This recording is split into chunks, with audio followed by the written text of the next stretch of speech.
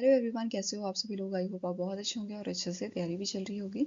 सो आज हम करने वाले हैं जर्नल अवेयरनेस का mock test number 2 for RRB PO and clerk mains. अगर आपने इसका प्रीवियस मॉक टेस्ट अटेम्प्ट नहीं किया है तो आई बटन पे आप क्लिक कर सकते हैं। यहाँ पे आपको इसका लिंक विजिबल हो जाएगा।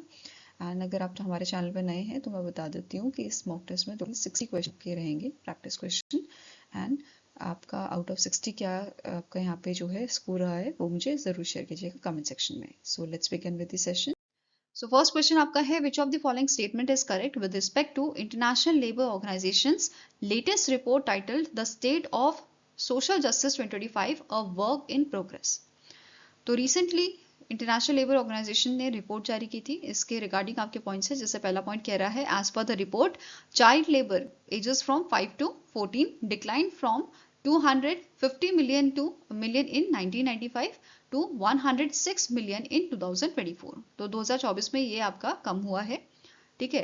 250 से ये आपका 106 मिलियन हो गया है, ठीक है। नेक्स्ट पॉइंट है, जो एक्सट्रीम पोवर्टी है ये भी कम हुई है। पहले 10 में से 4 लोग आपके पोवर्टी में रहते थे, अब 10 में से सिर्फ एक जना जो है वो पोवर्टी में आपका देखा जाता है, ठीक है। ये वैल्यूएशन देखी जा रही है, 2023 का ये डेटा है। इन दोनों में ये कंपैरिजन किया गया है। इसके अलावा The report highlighted since 2000, school completion rate rose by 10% in primary and 22% in secondary education।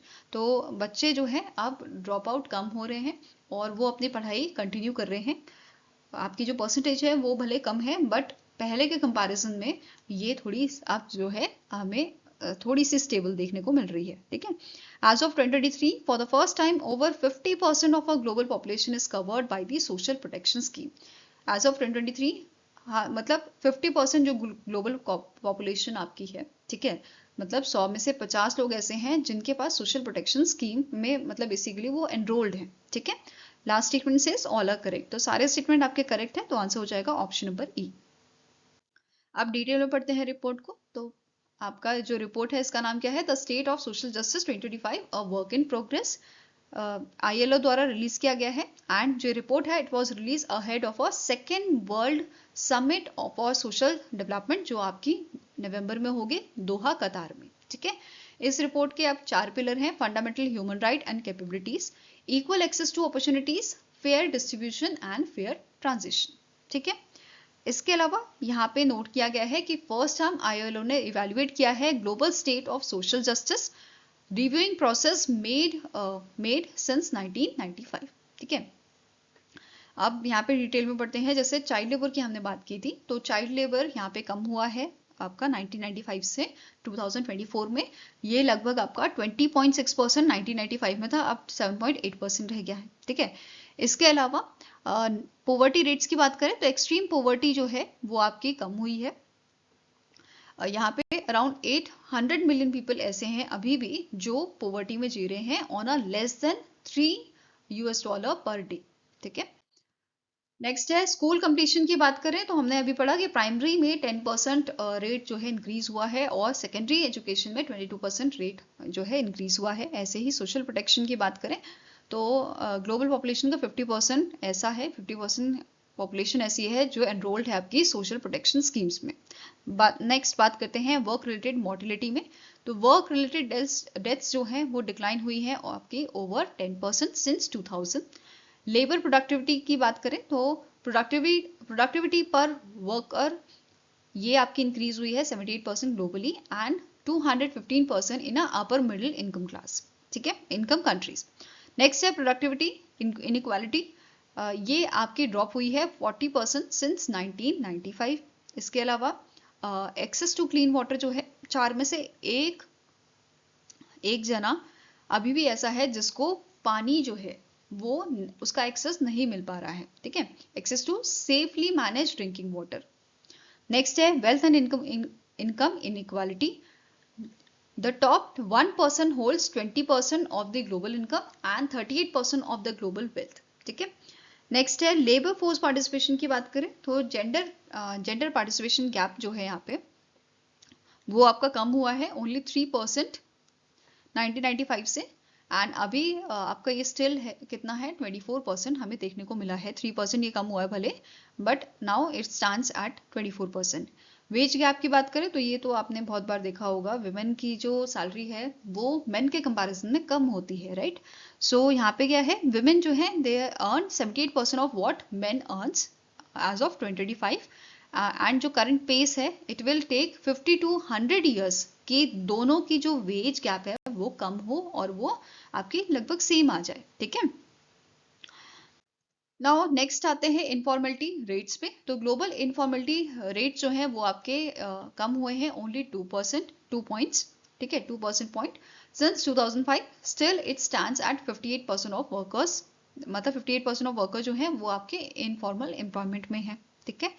Income group wise बात करें तो लो इनकम कंट्रीज में 90% है, लोअर मिडिल इनकम कंट्रीज में 53% upper middle income countries, high income countries में 8% है। Now बात करते हैं अब स्टार्टिंग इन्फॉर्मेशन की। तो आईएलओ के डीजी हैं Gilbert F Houngbo, headquarter Geneva Switzerland में आपका लोकेटेड है, और इसमें इसे इस्टेब्लिश किया गया था 1919 में। और मेंबर नेशंस की बात करें तो 187 मेंबर नेशन इसमें इंक्लूडेड है। नाउ नेक्स्ट क्वेश्चन है, the life insurance corporation of India recently in October launch the 2 new insurance plan, जिसमें से एक है एलआईसी जन सुरक्षा प्लान, दूसरा है एलआईसी बीमा लक्ष्मी प्लान, ठीक है। तो ये दोनों प्लान एलआईसी द्वारा लॉन्च किए गए हैं, इनके बारे में डिटेल में पढ़ेंगे। अब क्वेश्चन इज कि एलआईसी बीमा लक्ष्मी प्लान जो है इसे डिजाइन किया गया है exclusive for which target group. तो इनमें से कौन से टारगेट, मतलब कौन सी आपका ऑप्शन है जिसको टारगेट करता है एलआईसी बीमा लक्ष्मी प्लान। लक्ष्मी किसे बोलते हैं, लड़कियों को, विमेंस को बोलते हैं लक्ष्मी, राइट। जैसे घर की लक्ष्मी हो गया, ऐसे बोलते हैं ना। तो लक्ष्मी से याद रखो ये प्लान आपका है विमेंस के लिए, ठीक है। ये प्लान आपका लॉन्च किया गया है specially for women's, okay. Now LIC की बात करें, इसके एमडी एंड सीईओ हैं आर दोराईस्वामी, हेडक्वार्टर मुंबई महाराष्ट्र में लोकेटेड है, और 1956 में इसे स्टैब्लिश किया गया था, ठीक है। अब डिटेल में बात करेंगे दोनों प्लान्स की। पहला प्लान क्या था, एलआईसी जन सुरक्षा प्लान, जो डिजाइन किया गया है लो इनकम इंडिविजुअल्स के लिए। It provides financial protection on death and lump sum on maturity, ठीक है। मतलब जो पॉलिसी होल्डर है अगर उसकी डेथ हो जाती है तो फैमिली को यहाँ पे बेनिफिट मिलेगा, राइट।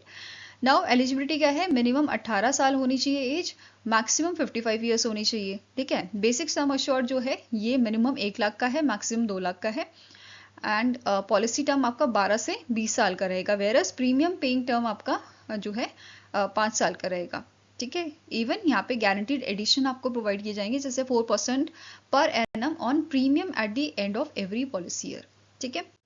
दूसरी स्कीम आती है आपकी लक्ष्मी प्लान, बीमा लक्ष्मी प्लान। अब ये जो प्लान है आपका ये टारगेट करता है विमेंस को, ठीक है। मतलब विमेंस के लिए लॉन्च किया गया है, इसके लिए मिनिमम एज 18 है, मैक्सिमम आपकी 50 साल है। बेसिक सम अश्योर्ड इसमें मिनिमम 2 लाख का है और मैक्सिमम कोई लिमिट मेंशन नहीं की गई है, ठीक है। साथ में ही पॉलिसी टर्म आपका 25 साल का है और प्रीमियम पेइंग टर्म आपका 7 से 15 साल का रहेगा। इवन गारंटीड एडिशन जो है it is 7% of total tabular annual premium every year for enforce policies, ठीक है। नेक्स्ट आपका क्वेश्चन है, which financial platform for women has launch India's first UPI exclusive for women. तो रिसेंटली जो lakes में है इन्होंने लॉन्च किया है इंडिया का पहला यूपीआई जो सिर्फ वुमेन्स के लिए है, ठीक है, जिसका नाम रखा गया है लेक्समे पे। It features expense tracker, bill payments, deals on women's brand and other options ये वुमेन्स के लिए प्रोवाइड करता है, ठीक है। Now next is, which beach in Tamil Nadu has retained the international blue flag certification for the 5th consecutive year 2025-2026। तो recently Kovalam बीच जो आपका है तमिलनाडु का, ये जो बीच है इसको इसने रिटेन किया है 5 साल तक इंटरनेशनल ब्लू फ्लैग सर्टिफिकेशन। 2021 में ये पहला बीच बना था आपका तमिलनाडु का जिसको रिकॉग्निशन मिला था, एंड जो ये बीच है it recorded over 5.5 lakh visitors इन 2024-2025, ठीक है। इसके अलावा जो तमिलनाडु है, तमिलनाडु स्टेट्स ने 10 और बीचेस यहाँ पे सेलेक्ट किए हैं फॉर द ग्लोबल सर्टिफिकेशन, जैसे चेन्नई के मरीना बीच, देन पलावलकम आपका तिरुवन्यमयूर बीच एंड उथांदी बीच। तो ये आपके कुछ बीचेस हैं जिनको यहाँ पे सिलेक्ट किया गया है, इसके अलावा रेस्ट यहाँ पे आप लिस्ट देख सकते हो। इसके अलावा अभी रिसेंटली पुरी एंड आपका सोनापुर बीचेस जो हैं उड़ीसा के, इसको भी इन्होंने भी सिक्योर किया है ब्लू फ्लैग सर्टिफिकेशन 2025-26 के लिए। अब ये जो टैग्स है, ये सर्टिफिकेशन जो है वो कौन ग्रांट करता है? डेनमार्क की ऑर्गेनाइजेशन है फाउंडेशन फॉर एनवायरमेंटल एजुकेशन। और 6 क्राइटेरिया या 6 आपके की एरियाज होते हैं जिनको मद्देनजर रखते हुए ये टैग्स दिए जाते हैं। ये आपके फ्लैग जो सर्टिफिकेशन है वो दी जाती है बीचेस को। तो पहली आपकी है environmental education and engagement, climate action, biodiversity management, pollution and water quality, accessibility and safety and services. तो ये आपके 6 फीचर्स होते हैं, ये 6 क्राइटेरिया होते हैं जिसपे बेस्ड जो आपका सर्टिफिकेशन है वो दिया जाता है। और इंडिया ने ऑफिशियली ब्लू फ्लैग प्रोग्राम को ज्वाइन किया था इन विच ईयर 2018। ठीक है, साथ ही में पिछले महीने इन मंथ ऑफ अक्टूबर महाराष्ट्र के 5 बीचेस को भी सर्टिफिकेशन मिला था। ये सब 5 बीचेस आपके यहाँ पे मैंने मेंशन किए हुए हैं। ठीक है, अब बात करेंगे फाउंडेशन फॉर एनवायरमेंटल एजुकेशन की। इसके सीईओ हैं डेनियल सेचफर। हेडक्वार्टर कोपेनहेगन डेनमार्क में लोकेटेड है। 1981 में से स्टैब्लिश किया गया था।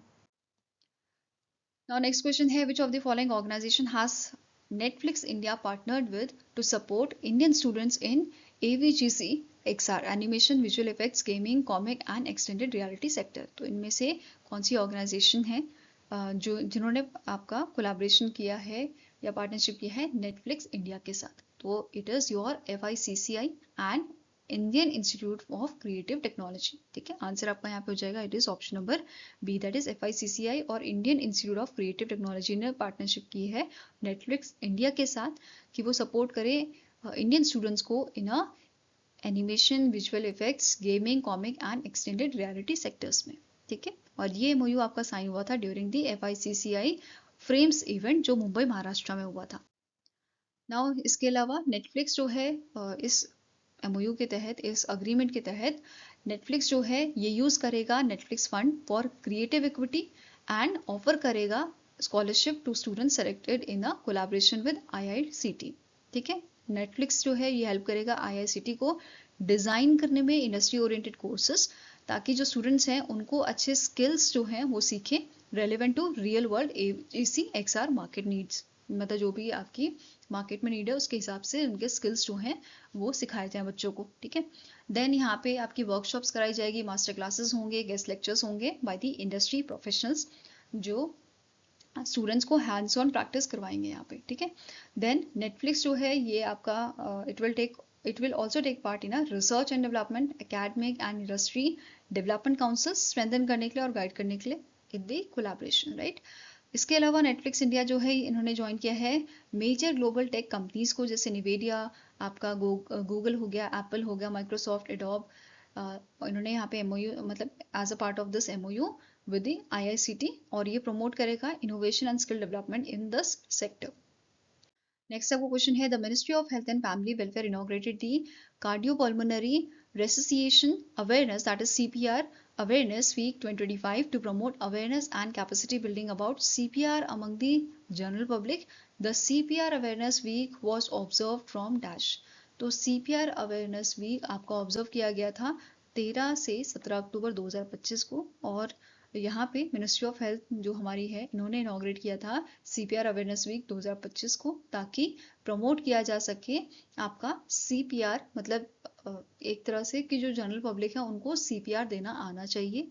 इसकी अवेयरनेस के लिए इन्होंने ये आपका वीक जो है वो इनॉग्रेट किया था। ठीक है, तो answer here is option number D, that is 13 से 17 अक्टूबर को ये आपका ऑब्जर्व किया गया था। इसका मेन एम था इंश्योर करना that every household, school, office and public space has at least 1 person trained in CPR। ठीक है, कि मतलब किसी को जरूरत पड़े तो एटलीस्ट कोई बंदा तो हो कि जो उस पर्सन की जान बचा पाए। ठीक है, नाउ जो हमारी मिनिस्ट्री है, मिनिस्ट्री ऑफ हेल्थ, इन्होंने कोलैबोरेशन किया है माई गवर्नमेंट के साथ, my gov and my Bharat platforms के साथ लॉन्च करने के लिए online CPR pledges and quizzes to encourage public participation, right. Next is during the 118th all India farmers fair and agricultural industry exhibition जो आपका GV Pant university में हुआ है of agriculture and technology Uttarakhand, the chief minister Pushkar Singh Dhami inaugurated which of the following newly developed crop varieties? तो recently 118 all India farmers fair and agriculture industry exhibition आपका हुआ था उत्तराखंड में, और इस इवेंट के दौरान आपकी जो नई न्यूली डेवलप्ड क्रॉप वैरायटीज़ हैं उनको इनॉग्रेट किया गया था। ये कौन कौन सी आपकी वैरायटीज़ हैं? तो इट इज़ योर पंत उर्द 13, पंत उर्द 14, पंत मटर 554 एंड पंत जाऊ 1006। तो ये आपकी जो क्रॉप वैरायटीज हैं उनको यहाँ पे रिलीज किया गया था, अनवील किया गया था। ठीक है, so answer here is option number B. Now next आपको क्वेश्चन है, GetePay a leading payment aggregator has partnered with which small finance bank for the development of a Vega, its next generation payment switch? तो recently ESAF small finance bank के साथ जो है आपका partnership हुआ है gate पे के साथ। ठीक है, जो आपका पेमेंट एग्रीगेटर है लॉन्च करने के लिए वेगा को। ठीक है, वेगा जो है it supports multi payment modes and compliance with the Indian banking standard. Okay, now next आपको क्वेश्चन है, the association of Investment Banker in India, that is AIBI, has re-elected Mahavir Lunawat as its chairman for second consecutive two-year term, effective from October 2025. He is associated with which of the following organization? तो recently Mahavir Lunawat जो है इनको re-elect किया गया है as a chairperson of AIBI, और ये आपके जो है associated है Pantomath capital advisor private limited के साथ। ठीक है, आंसर आपका हो जाएगा option number E, that basically he is currently serving as a founder and chairman of a Pantomath capital advisor. ठीक है, और ये इनको रीलेट किया गया है as a chairman of AIBI, और इनका टर्म आपका रहेगा 2 सालों का। ठीक है, नाउ इसके अलावा ये डायरेक्टर एज अ डायरेक्टर काम कर रहे हैं Jain International Trade Organisation apex के साथ। ठीक है, इसके अलावा यहाँ पे और भी जो है अपॉइंटमेंट्स हुए हैं। ठीक है, जैसे अभिजीत वैद्या जो है इन्हें वाइस चेयरमैन बनाया गया है एंड लाखा नायर को भी। ठीक है, अगर पूछा जाए आपसे महावीर लूनावत के कि इन्होंने और कौन कौन से रोल में वर्क किया है, तो ये इन्होंने as a member of SEBI's primary market advisory committee में अपना जो है रोल निभाया है। Then he also became the member of a ease of doing business committee, member of expert committee on direct listing at gift IFSCA Gujarat, former central council member of institute of company secretaries of India ICSI में भी इन्होंने as a member काम किया है। ठीक है, अब बात कर लेते हैं association of investment banker in India की AIBI की। तो इसके हेडक्वार्टर आपका मुंबई महाराष्ट्र में लोकेटेड है और CEO इसके हैं Milind V Dalvi. Now next आपको क्वेश्चन है, as per the data released by the NSO, India's retail inflation, India's CPI fell to 99-month low of -% in September 2025. तो as per the NSO report, India का जो inflation है, retail inflation, ये आपका 99 month लो देखने को मिला है हमें सितंबर में, और ये पहुंच गया है 1.54% पे। ठीक है, अगस्त में ये आपका जो है 2.07% था, नाउ इट डिक्रीज टू 1.54%। और ये चीज़ें मेंशन की गई थी consumer price index for rural urban and combined for month of September 2025 report में जो NSO ने रिलीज की थी। ठीक है, इसके अलावा फूड इन्फ्लेशन इसमें मेंशन किया गया था कि फूड इन्फ्लेशन ने नेगेटिव ग्रोथ अपनी दिखाई है and reaches to the -2.28% in month of सितंबर।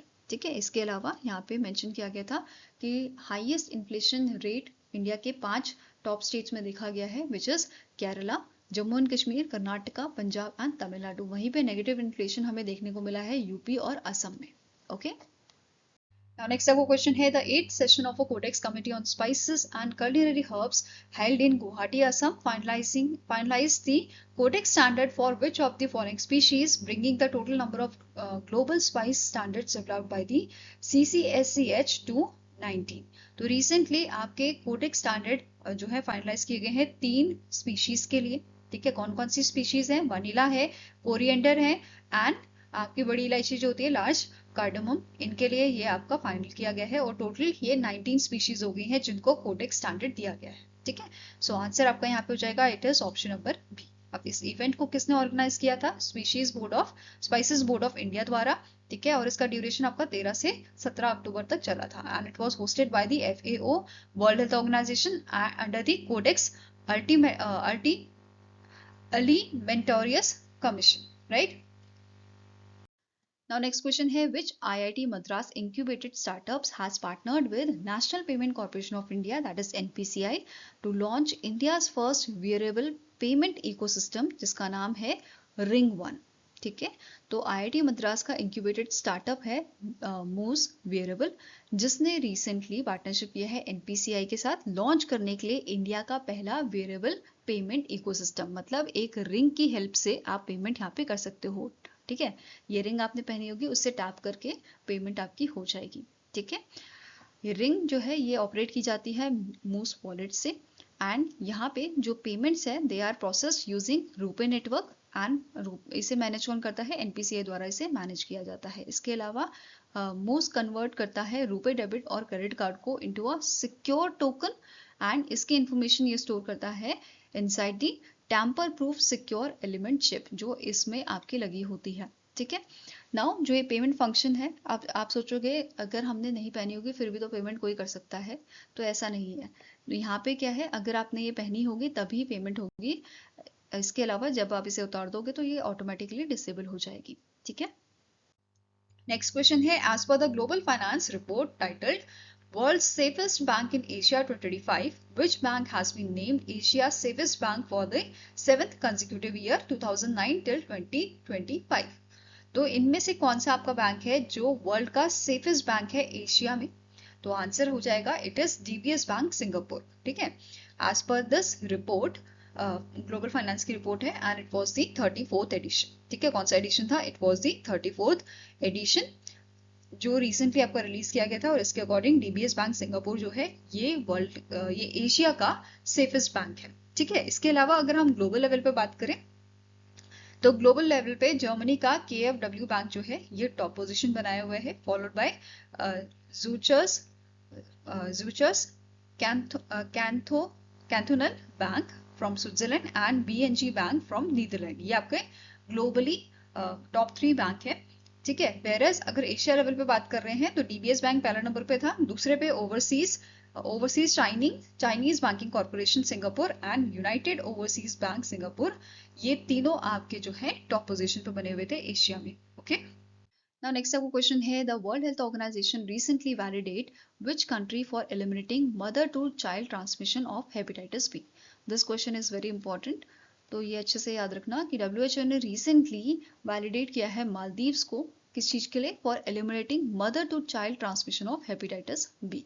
इसी के साथ मालदीव जो है वो पहली कंट्री बन जाता है वर्ल्ड में to achieve triple elimination of mother to child transmission, जैसे इसमें HIV हो गया, आपका साइफल्स हो गया एंड हेपेटाइटिस बी वायरस हो गया. तो ये तीनों के लिए ही मालदीव्स जो है WHO ने वैलिडेट किया है मालदीव्स को. ठीक है, कि इन्होंने ये सारी चीजें, ये तीनों चीजें एलिमिनेट करती हैं. ठीक है, जो मदर से बच्चे को ट्रांसमिट होती हैं. ठीक है, इसके लिए क्राइटेरिया क्या है आपका, elimination mother to child transmission का. इसमें HIV जो है आपका, अगर HIV की बात करें तो less than equals to 50 new paediatric infections per 1 lakh live births होना चाहिए. ठीक है, दूसरा है साइफल्स की बात करें तो ये less than 50 congenital cases 1 lakh live birth होना चाहिए पर लाइव बर्थ. ठीक है, then hepatitis B prevalence less than 0.1% ये होनी चाहिए, या लेस देन इक्वल्स टू 100 पर 1 लाख चिल्ड्रन. तो ये इसका क्राइटेरिया है, और ये क्राइटेरिया फुलफिल होता है तो इस केस में जो कंट्री है वो आपकी मतलब eliminating mother to child transmission जो है ये चीज स्टैंडर्ड फॉलो कर लेती है, तो WHO जो है वो इसे वैलिडेट कर लेता है. ठीक है, अब क्वेश्चन यहाँ पे बनता है आपका कि ट्रिपल एलिमिनेशन हुआ है तो कौन सी कंट्री ने इसे पहली बार अचीव किया है. ठीक है, तो इस टाइप का क्वेश्चन बन जाएगा आपका. Now next is what is the name of India-Australia joint military exercise whose 4th edition commenced at the Irwin Barracks, Perth, Australia in 2025. तो इनमें से कौन सी आपकी एक्सरसाइज है जो इंडिया और ऑस्ट्रेलिया के बीच में हुई है joint military exercise, it is Austra Hind. ठीक है, कौन सी हुई है, ऑस्ट्रा हिंद 2025. कहाँ पे हुई है, ये ऑस्ट्रेलिया में हुई है, 13 से 26 अक्टूबर तक चली थी. ठीक है, इंडिया की तरफ से यहाँ पे गोरखा राइफल्स जो हैं वो शामिल हुए थे एंड इंडियन आर्म्स के ट्रूप्स, वेरस ऑस्ट्रेलियन आर्मी यहाँ पे ऑस्ट्रेलिया की तरफ से इन्होंने पार्टिसिपेट किया था. अब जो प्रीवियस एडिशन था आपका वो कहाँ पे हुआ था, पुणे महाराष्ट्र में, और पहला एडिशन आपका जो है राजस्थान में हुआ था 2022 में. मतलब एक साल ये ऑस्ट्रेलिया में होता है, दूसरे साल ये आपका इंडिया में होता है. ठीक है, Now next is the Ministry of Minority Affairs has initiated the establishment of Center of Excellence under which scheme to promote and preserve heritage and classical languages. तो Ministry of Minority Affairs जो है इन्होंने recently initiate किया है establishment of Center of Excellence under your which scheme? It is your प्रधानमंत्री जन विकास कार्यक्रम scheme. ठीक है, इस स्कीम के तहत इन्होंने इनिशिएट किया है establishment of Center of Excellence. ठीक है, अब इस इनिशिएटिव के तहत देवी अहिल्या रिसेंटली इस इनिशिएटिव के तहत देवी अहिल्या विश्वविद्यालय जो इंदौर का है इसे यहाँ पे इनॉग्रेट किया गया है centre for Jain studies with investment of 27.16 crore. तो इस ये भी आपका एक इम्पोर्टेंट पॉइंट यहाँ पे बन जाता है आपका. ठीक है, इसके अलावा जो मिनिस्ट्री ऑफ माइनॉरिटी अफेयर्स है इन्होंने सेटअप किया है centre of excellence university of Mumbai में. ठीक है, फॉर स्टडी ऑफ पली प्राकृत एंड अविस्था पहलावी. ठीक है, इन लैंग्वेजेस के लिए. इसके अलावा सेंटर ऑफ एक्सीलेंस आपका सेटअप किया गया था गुजरात यूनिवर्सिटी में for study of Prakrit languages. Okay, now next question here, which organization has collaborated with Ministry of Electronics and Information Technology to provide verified financial and economic data for India's National Artificial Intelligence Mission, that is AI mission. तो इनमें से कौन सी organisation है जिसने ministry of electronics and information technology के साथ collaboration किया है एआई मिशन के लिए? तो answer is option number B, that is Institute of Chartered Accountant of India ICAI के साथ इनका कोलैबोरेशन हुआ था. ठीक है, नाउ ICAI जो है ये verified financial and economic data provide करेगी सपोर्ट करने के लिए development of India sovereign large language model को. और currently it is working with the 10 firms for developing LLMs, right. And यहाँ पे क्या बोला है, जो सोवरन AI मॉडल है इट इज एक्सपेक्टेड कि ये कंप्लीट हो जाएगा आपका फरवरी 2026 तक. Okay, now next up question है, which organization in collaboration with the Google Cloud India launched India's first AI Center of Excellence for Public Goods in Visakhapatnam, Andhra Pradesh. तो recently जो आपका टेक भारत रिसर्च फाउंडेशन है इन्होंने कोलैबोरेशन किया है गूगल क्लाउड इंडिया के साथ ताकि ये लॉन्च करे इंडिया का पहला AI सेंटर ऑफ एक्सीलेंस आपका विशाखापट्टनम, आंध्र प्रदेश में, right. So answer here is option number E. Now जो टेक भारत रिसर्च फाउंडेशन है ये लीड करेगा AI सेंटर ऑफ एक्सीलेंस को for applied AI research in public services, whereas जो आपका गूगल क्लाउड इंडिया है ये cloud infrastructure, AI tools, Gemini model, mentorship and market support provide करेगा. ठीक है, नाउ नेक्स्ट आपको क्वेश्चन है, विच एयरलाइन इंट्रोड्यूसेस द फेयर से फुर्सत fixed air fare scheme launch by the union minister Kinjarapu Ram Mohan Naidu to introduce fluctuating airfares and promote hassle-free air travel in India. तो recently जो आपकी alliance air है इन्होंने introduce किया है fair से फुर्सत फिक्स्ड एयर स्कीम को, एयरफेयर स्कीम को. ठीक है, ताकि जो फ्लक्चुएटिंग एयरफेयर्स हैं उनको आपका जो है कम किया जा सके. ठीक है, नाउ सिविल एविएशन मिनिस्टर जो हमारे हैं इन्होंने इसे लॉन्च किया था और इसे इम्प्लीमेंट कौन किया है, अलायंस एयर ने इसे इम्प्लीमेंट किया है टू ऑफर फिक्स्ड एयरफेयर्स. और ये पायलट फेज आपका 13 अक्टूबर को स्टार्ट हुआ है, 31 दिसंबर तक ये चलेगा. एंड ये फोकस करेगा आपका टियर 2 एंड टियर 3 रूट्स को. ठीक है, साथ में ही ये जो इनिशिएटिव है ये आपका सपोर्ट करेगा उड़ान इनिशिएटिव को. ओके, नाउ नेक्स्ट आपका क्वेश्चन है, who has become the first women to be elected as a president of Indian Cricketers Association. तो रिसेंटली शांता रंगास्वामी जो हैं ये प्रेसिडेंट को इलेक्ट किया गया है इंडियन क्रिकेटर्स एसोसिएशन का. एंड ये आपकी पहली इंडियन वुमेन थी जो इंडिया की जो क्रिकेट टीम थी उसकी कैप्टन बनी थी. ठीक है, दूसरा इन्होंने 108 रन स्कोर करने वाली भी ये इंडिया की पहली महिला बनी थी. ठीक है, इसके अलावा इन्हें अर्जुना अवार्ड मिला था, पहले विमेन जिन्हें अर्जुना अवार्ड मिला था 1976 में. देन इन्होंने BCCI life time achievement award भी जीता था for women in the year 2017. ठीक है, इसके अलावा अदर अपॉइंटमेंट्स यहाँ पे किए गए हैं आपके इंडियन क्रिकेटर्स एसोसिएशन के. जैसे सेक्रेटरी एंड डायरेक्टर बनाए गए हैं वेंकट सुंदरम, ट्रेजरर बनाए गए हैं Deepak Jain member, representatives and director Jyoti ji and Santosh Subramaniam. Then ICA male representative to BCCI Apex Council V Chamundeshwarnath. Then ICA female representative to BCCI Apex Council Sudha Shah. Then ICA representative to Indian Premier League Governing Council she is Shubhangi Kulkarni. ठीक है, Now next आपको question है, the Ministry of New and Renewable Energy has officially recognized 3 major ports as a green hydrogen hubs under the National Green Hydrogen Mission. Which of the following port has not been recognized as a green hydrogen hub by Ministry of New and Renewable Energy?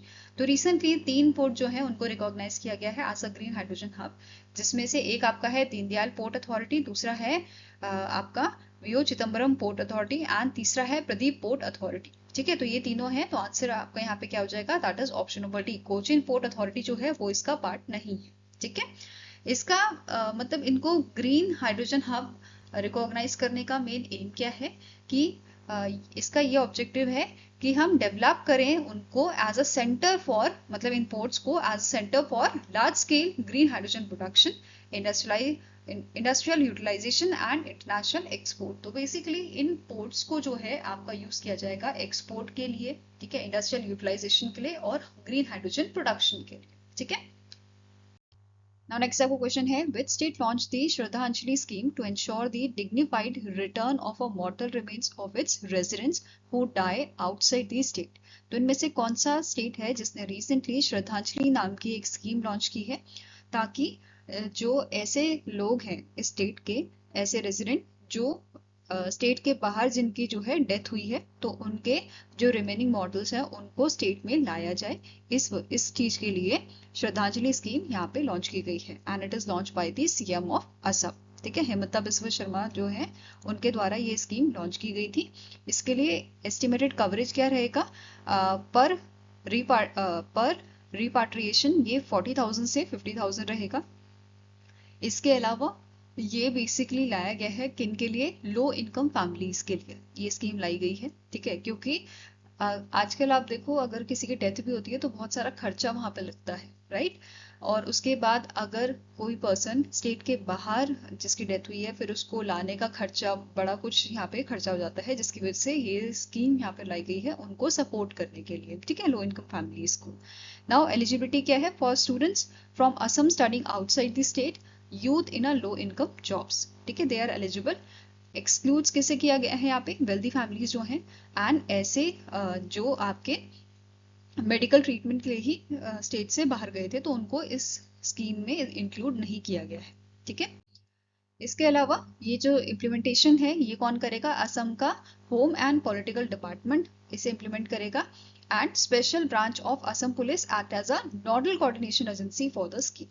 Helpline channels यहाँ पे जो है family जो है वो report कर सकती है डेथ को और रिक्वेस्ट कर सकती है असिस्टेंट के लिए पुलिस हेल्पलाइन 112 पे, स्पेशल ब्रांच कंट्रोल रूम 036123815111 पे एंड सेवा सेतु पोर्टल व्हाट्सएप नंबर यहाँ पे मेंशन किया गया है आपका 9181014888, तो इन पे कांटेक्ट किया जा सकता है। ठीक है, नाउ नेक्स्ट क्वेश्चन है, according to the global financial centre index जिसका 38th एडिशन अभी रिलीज किया गया है, which financial centre has top the ranking globally? तो इनमें से कौन सा सेंटर है जिसने फाइनेंशियल, मतलब इनमें से कौन सा फाइनेंशियल सेंटर है जिसने ग्लोबल फाइनेंसिंग सेंटर इंडेक्स को टॉप किया है? तो answer is option number C, that is New York USA का जो सेंटर है उसने इसे टॉप किया है। ठीक है, अब जो ये इंडेक्स है ये हमें बताता है कि ग्लोबल फाइनेंशियल सेंटर्स जो ग्लोबली आपके अवेलेबल हैं, ठीक है, ये उनकी रैंकिंग प्रोवाइड करता है on the basis of competitiveness and business environment. ठीक है, it was your 38th edition जो China Development Institute Shenzhen and Z और जेड और येन पार्टनर्स लंदन द्वारा इसको जो है रिलीज किया गया था। ठीक है, अब जो ये इंडेक्स है इसमें यूज किए गए हैं 140 इंस्ट्रूमेंटल फैक्टर जो प्रोवाइड किए जाते हैं world bank, OECD and United nation जैसी ऑर्गेनाइजेशन द्वारा। ठीक है, नाउ अब बात करते हैं टॉप 5 रैंक वाले आपके सेंटर्स, जैसे न्यूयॉर्क पहले नंबर पे था, followed by London UK second, Hong Kong China, then Singapore 4th number पे एंड 5th नंबर पे था सैन फ्रांसिस्को यूएसए। ठीक है, वहीं पे 43 नंबर पे था इंडिया का गिफ्ट सिटी, 46 पे था मुंबई इंडिया एंड 54 पे था न्यू दिल्ली।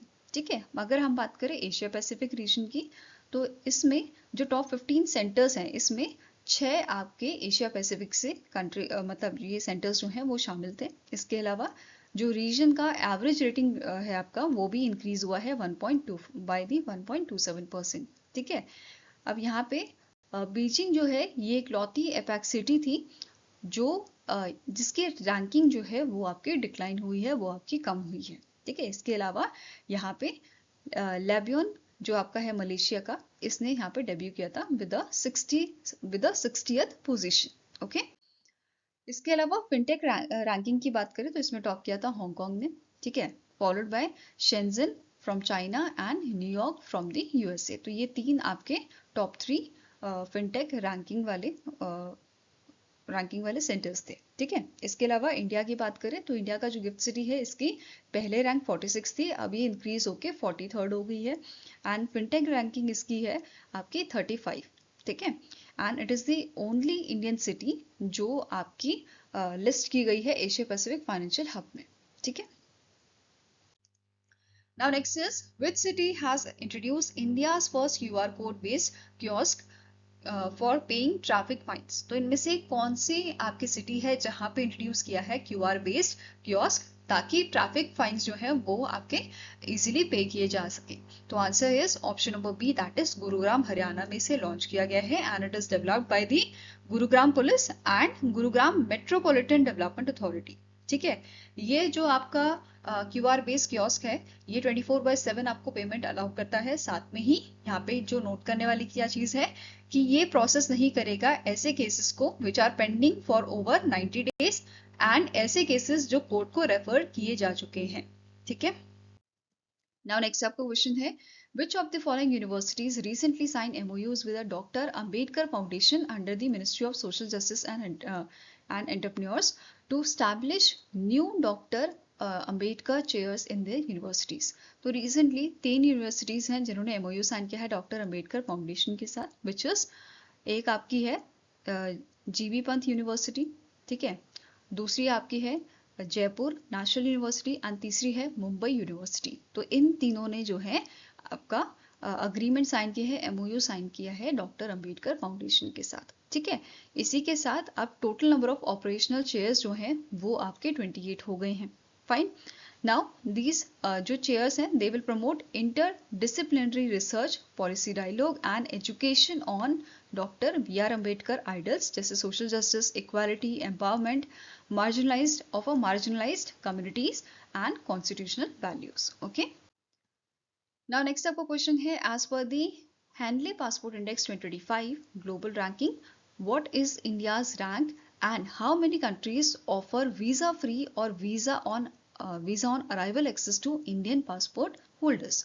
तो recently handle passport index ranking आपकी जारी की गई है, पहले जुलाई के मंथ में जारी की गई थी, अभी ये आपके अक्टूबर के मंथ में जारी की गई हैं। और as per this index India जो है वो इंडिया की ग्लोबली 85th रैंक है और इंडिया को मतलब इंडिया जो है बाकी कंट्रीज मतलब 57 कंट्रीज ऐसी हैं जिन्होंने इंडिया को वीजा फ्री ट्रैवल करने की छूट दे रखी है। ठीक है, या फिर वीजा ऑन अराइवल एक्सेस यहाँ पे प्रोवाइड किया हुआ है। ठीक है, तो अब इंडिया की जो प्रीवियस रैंक थी वो कितनी थी, it was 77th and now it is 85th। ठीक है, अगर बात करें एशिया में तो एशिया में इंडिया की रैंक है एशियन कंट्रीज में 9th नंबर पे। ठीक है, अब बात कर रहे हैं पहले नंबर की, तो सिंगापुर जो है ये इसका मोस्ट पावरफुल पासपोर्ट है और ये लाई करता है फर्स्ट नंबर पे। सेकंड नंबर पे साउथ कोरिया है, थर्ड पे है आपका जापान, देन फोर्थ नंबर पे Germany, Italy, Luxembourg, Spain and Switzerland आपके आ जाते हैं। ठीक है, नाउ अभी हमने रिसेंटली पढ़ा इंडिया की जो है 85th रैंक थी। ठीक है, अभी नए वाले पासपोर्ट हैंडले पासपोर्ट इंडेक्स जो रिलीज हुआ आपका और एशिया में इंडिया की 9th रैंक है। वहीं पे अब बात करते हैं एक एक करके पैरामीटर्स की, जैसे वीजा फ्री एक्सेस जो है इंडिया को 12 कंट्रीज प्रोवाइड करती हैं, ई वीजा एक्सेस प्रोवाइड करती हैं 18 कंट्रीज, ऐसे ही आपके वीजा ऑन अराइवल प्रोवाइड करती हैं 21 कंट्रीज। यहाँ पे आप डिटेल में इनके नाम देख सकते हैं। इसके अलावा एशियन कंट्रीज जो आपकी काफी चर्चा में रहती हैं उनकी बात करें तो चाइना की जो है 64th रैंक थी, वहीं पे श्रीलंका की आपकी 98th रैंक थी, बांग्लादेश की 100th रैंक, नेपाल की 101, पाकिस्तान की 103rd रैंक थी। ठीक है, ऐसे ही बाकी अदर कंट्रीज जैसे यूएई की एंड यूके की रैंक आपकी थी 8th, कनाडा की 9th थी, मलेशिया एंड यूएसए की 12th रैंक थी, हांगकांग चाइना की 18th एंड इसराइल का आपका रैंक था इसमें 20th। वहीं पे अगर हम बॉटम कंट्रीज की बात करें तो इसमें नाम था आपका अफगानिस्तान का 106 रैंक, सीरिया आपका 105वें रैंक पे एंड 104 रैंक में इराक था। ठीक है, आप स्टार्टिंग इन्फॉर्मेशन की बात करें तो हेनले एंड पार्टनर्स जो है इसके सीईओ है डॉक्टर जॉर्ज स्टेफन, हेडक्वार्टर का लंदन में लोकेटेड है और इसे स्टैब्लिश किया गया था 1997 में। क्लियर है? नाउ नेक्स्ट बात करेंगे हिस्ट्री की। तो जो हेनले पासपोर्ट इंडेक्स है इसे क्रिएट किया गया था डॉक्टर क्रिस्टीन एच कैलिन द्वारा एंड इनिशियली यहाँ पे आपका मतलब जो ये पासपोर्ट इंडेक्स है ये कवर करता है 199 पासपोर्ट एंड 227 डेस्टिनेशंस। ठीक है, इसे 2008 में लॉन्च किया गया था as a Henley and passport visa restriction index के नाम से, बाद में इसे 2018 में रीनेम किया गया था as a Henley passport index. ठीक है, अब यहाँ पे नंबर ऑफ वीजा फ्री और वीजा ऑन अराइवल डेस्टिनेशन के बेसिस पे रैंकिंग प्रोवाइड की जाती है। ठीक है, एंड इसमें डेटा आपका लिया जाता है इंटरनेशनल एयर ट्रांसपोर्ट एसोसिएशन टाइमेटिक द्वारा। ठीक है, नाउ नेक्स्ट आपकी न्यूज है IUCN जो है, IUCN वर्ल्ड कंजर्वेशन कांग्रेस आपकी रिसेंटली हुई थी इन मंथ ऑफ अक्टूबर, 9 से 15 अक्टूबर तक ये चली थी। कहाँ पे हुई थी? Abu Dhabi national exhibition centre में हुई थी। ठीक है, इसका थीम आपका था पावरिंग ट्रांसफॉर्मेटिव कंजर्वेशन, राइट। अब जो ये इवेंट है आपका, ये आपका हर साल में होता है, हर साल every 4 years it was conducted. ठीक है, हर 4 साल में ये होता है एंड सेट करने के लिए कंजर्वेशन एंड सस्टेनेबिलिटी प्रायोरिटीज को। ठीक है, इसका फोकस एरिया आपका है scaling up resilient conservation action, reducing climate overshoot risk, delivering on equity, nature positive economies, innovation and leadership in conservation. These are the focus area of this congress. ठीक है, now अब यहाँ पे India को किसने represent किया था? Union minister of state कृति वर्धन सिंह जो है, इन्होंने इंडिया को यहाँ पे रिप्रेजेंट किया था। ठीक है, इन्होंने यहाँ पे अनवील किया था इंडिया का पहला national red list road map of India for assessing and monitoring the conservation status of India's flora and fauna. ठीक है, अब इसे इम्प्लीमेंट कौन करेगा? Geological survey of India and botanical survey of India इसे इम्प्लीमेंट करेंगे। ठीक है, इस इनिशिएटिव के तहत ओवर 11,000 स्पीशीज जो है प्लांट की और एनिमल की, इन्हें एसेस किया जाएगा एंड अराउंड 300 एक्सपर्ट्स जो हैं उनको ट्रेन किया जाएगा और सर्टिफाई किया जाएगा for a period of 5 years। ठीक है, इसके अलावा यहाँ पे इन्होंने अनवील किया था first ever red list of endangered species of India classifying species as critically endangered, vulnerable, near threatened and आपका least concern, right. Now next है, यहाँ पे कुछ मेजर अनाउंसमेंट किए गए थे, जैसे IUCN adopted a 20-year plan and a new 4-year programme.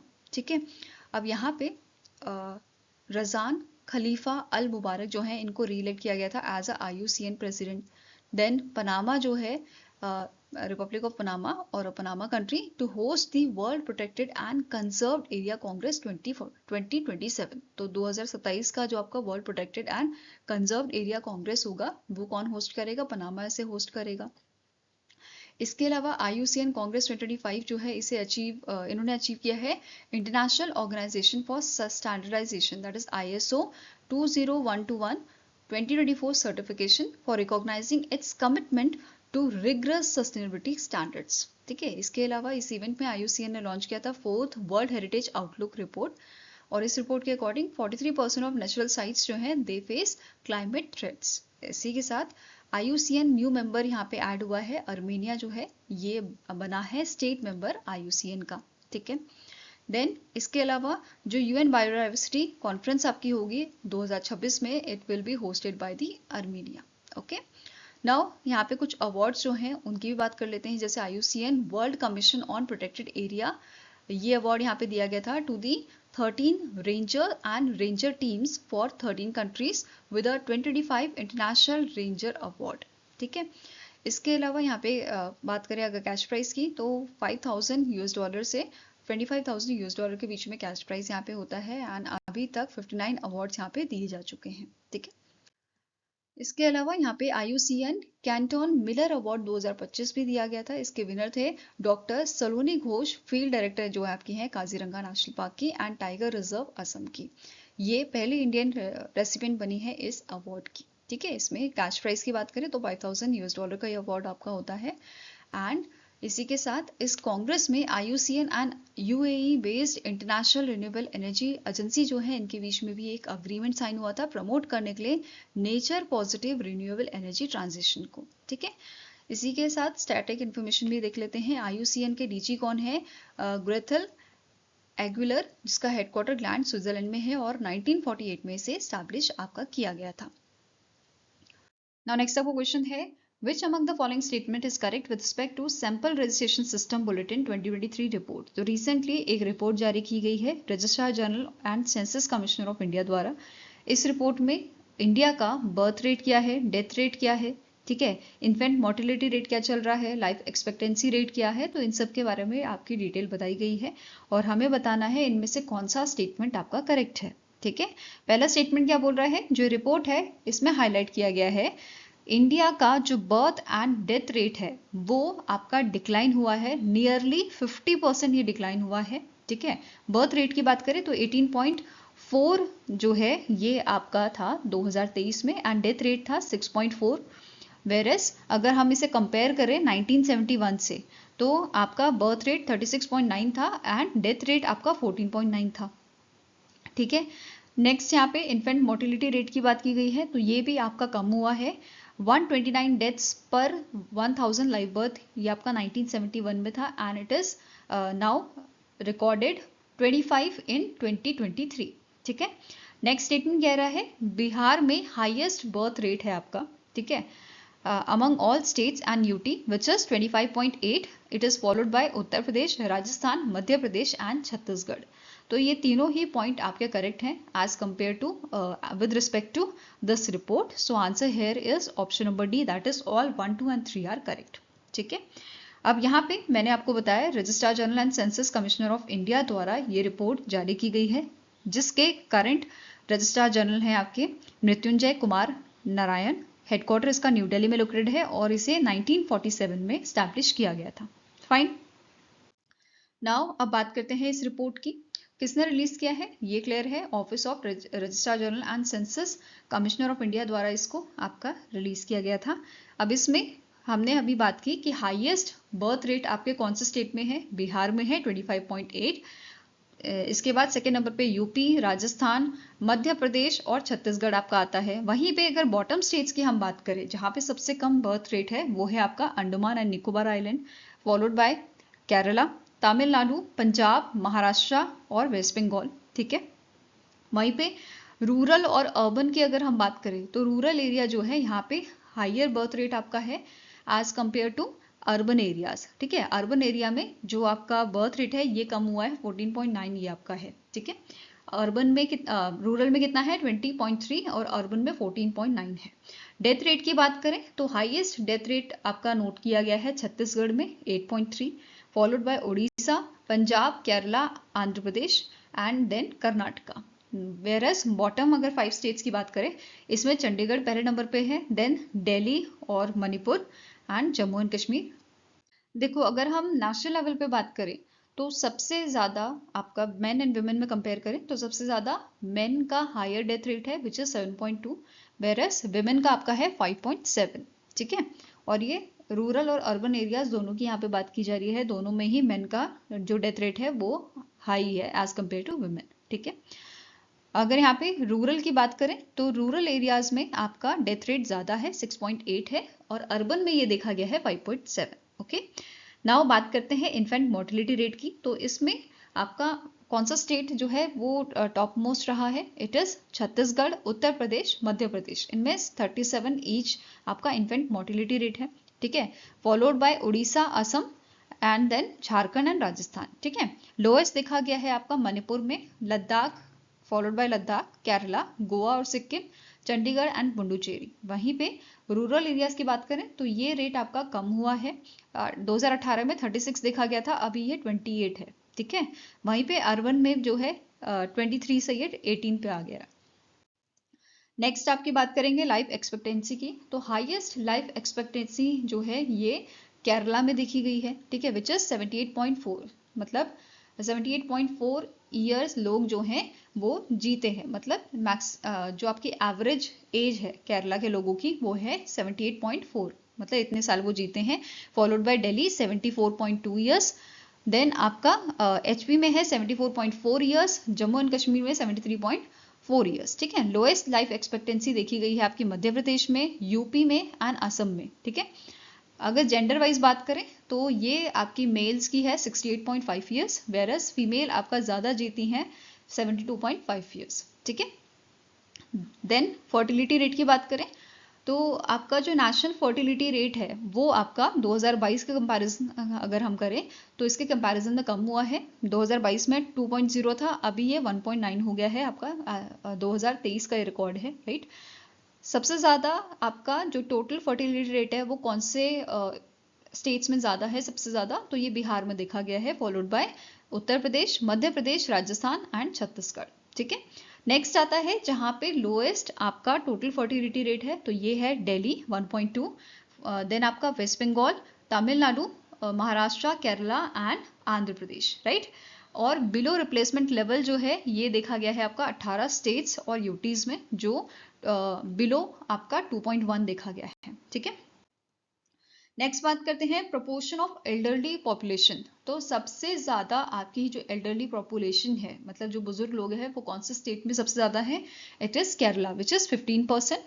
Then Delhi में 7.7% है and it is followed by Assam 7.6%। ठीक है, नाउ ग्रॉस रिप्रोडक्शन रेट की बात करें तो ये आपका 0.9 देखा गया है 2023 में, और ये लोएस्ट था आपका दिल्ली, वेस्ट बंगाल एंड तमिलनाडु में, और हाईएस्ट देखा गया है आपका बिहार में। ठीक है, वहीं पे क्रूड बर्थ रेट की बात करें तो ये आपका डिक्रीज हुआ है 18.4 ये आपका देखा गया है 2023 में। ठीक है, 22 में कितना था? 19.1 था, और ये 2023 में 18.4 आपका देखा गया है। फाइन। Now next question है, according to the UNEP report, high risk forest, high value returns, a co-benefit assessment for decision makers, approximately how much tropical forest area is at high risk of deforestation? तो recently UNEP की एक report जारी की गई थी जिसमें उन्होंने mention किया है कि 391 मिलियन हेक्टेयर आपका जो ट्रॉपिकल फॉरेस्ट है it is at the high risk of deforestation.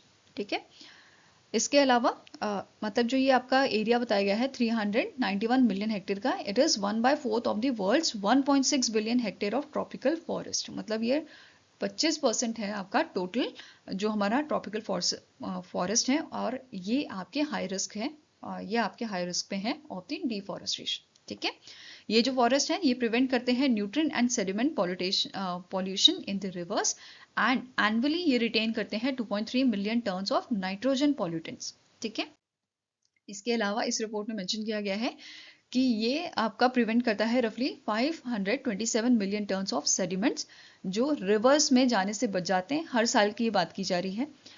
ठीक है, और ये लगभग आपके 1,50,000 ओलंपिक साइज पूल्स के बराबर है। ठीक है, ये प्रोटेक्ट करते हैं। नाउ नेक्स्ट पॉइंट है कि हमें प्रोटेक्ट करना है इन फॉरेस्ट को, which helps maintain regional rainfall pattern, recycling 10 to 14% of the local rain. ठीक है, forest protection sustains crop pollination, ये सपोर्ट करेगा yields that meets the nutritional needs of 10 million peoples annually. ठीक है, इसके अलावा कंजर्विंग हाई रिस्क फॉरेस्ट जो है, अगर हम इनको बचाते हैं तो ये इससे हम अचीव कर पाएंगे 1 gigatons of carbon dioxide equivalent annual emission reduction targets. ठीक है, इसके अलावा हाई रिस्क फॉरेस्ट जो है ये हेल्प करते हैं in reducing natural disaster risk, जैसे फ्लड और लैंडस्लाइड हो गया। ये स्टेबलाइज करते हैं आपके सॉइल को और वाटर फ्लो को, एंड ये 81 बिलियन यूएस डॉलर का जो खर्चा है हमारा एनुअली उसको बचाते हैं। ठीक है, it annually it avoid GDP losses. ठीक है, 81 बिलियन यूएस डॉलर का जीडीपी लॉसेस से भी हमें बचाते हैं। ठीक है, नाउ यूएनईपी की बात करें तो इसके एग्जीक्यूटिव डायरेक्टर आपके हैं इंगर एडरसन, हेडक्वार्टर्स का नैरोबी केन्या में है, और इसे 1972 में एस्टैब्लिश किया गया था। Next is India's first bamboo based bio refinery for which engineers India limited completed the mechanical work is located in which of the following places. तो आपका जो बैम्बू बेस्ड बायो रिफाइनरी है ये कहाँ पे है? ये आपके लोकेटेड है असम के नुमालीगढ़ में। ठीक है, कहाँ पे लोकेटेड है? असम के नुमालीगढ़ में। एंड ये जो आपका प्रोजेक्ट है इस प्रोजेक्ट के तहत एनुअल प्रोडक्शन कैपेसिटी जो आपकी रहेगी वो रहेगी 49,000 टन्स पर एनम की of a bioethanol, 11,000 TPA for acetic acid, 19,000 TPA for phosphoral raw material. Okay, now जो ये बायो रिफाइनरी आपकी है, न्यू बायो रिफाइनरी प्रोजेक्ट जो है, इसमें बेसिकली जो आपका मैकेनिकल वर्क है वो किसने किया है? EIL ने, इंजीनियर्स इंडिया लिमिटेड ने किया है। Under which mode?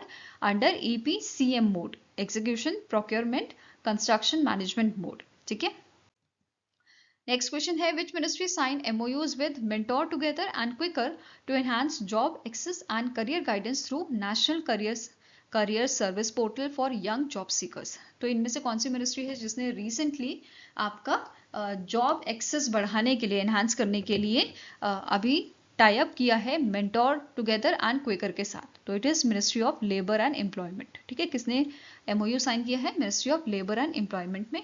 और इसी टाइप के आपके जो MOUs है ये मिनिस्ट्री करती रहती है, जैसे पिछले साल इन्होंने अमेजॉन, स्विगी के साथ भी इस टाइप का आपका अग्रीमेंट साइन किया था। ठीक है, नाउ अब यहाँ पे एक और चीज जो हाईलाइट की गई थी मनसुख मंडाविया द्वारा कि वर्ल्ड इकोनॉमिक फोरम की एक रिपोर्ट थी, the future of jobs report 2025। इसके अकॉर्डिंग इंडिया का जो अनएम्प्लॉयमेंट रेट है वो आपका कितना है? 2% चल रहा है। ठीक है, जो आपका कम है अगर हम बात करें G20 नेशंस की, तो इनमें इंडिया का जो अनएम्प्लॉयमेंट रेट है वो कम है। ओके, नाउ अब यहाँ पे मेंटोर टुगेदर जो है इन्होंने टारगेट लिया है 2 लाख यूथ का। ठीक है, ये 2 लाख यूथ जो हैं, ठीक है, 1 लाख तो आपके NCS जॉब सीकर्स हो गए और दूसरा 1 लाख PM VBRY एंट्रेंट जो हैं, ठीक है, इनको ये टारगेट करेंगे। ठीक है, साथ में ही ये पर्सनलाइज्ड मेंटोरिंग जो है वो प्रोवाइड करेंगे 24,000 प्लस ट्रेन्ड प्रोफेशनल्स को। इसके अलावा यहाँ पे जो क्विकर है इन्होंने बोला है they will integrate over 1,200 daily job listing from Quikr jobs to the NCS portal. ठीक है, ये ऐड करेंगे NCS पोर्टल में। Now next आपको क्वेश्चन है which country signed a MOU with Sri Lanka to establish a new accident and emergency unit in Mannar, Sri Lanka।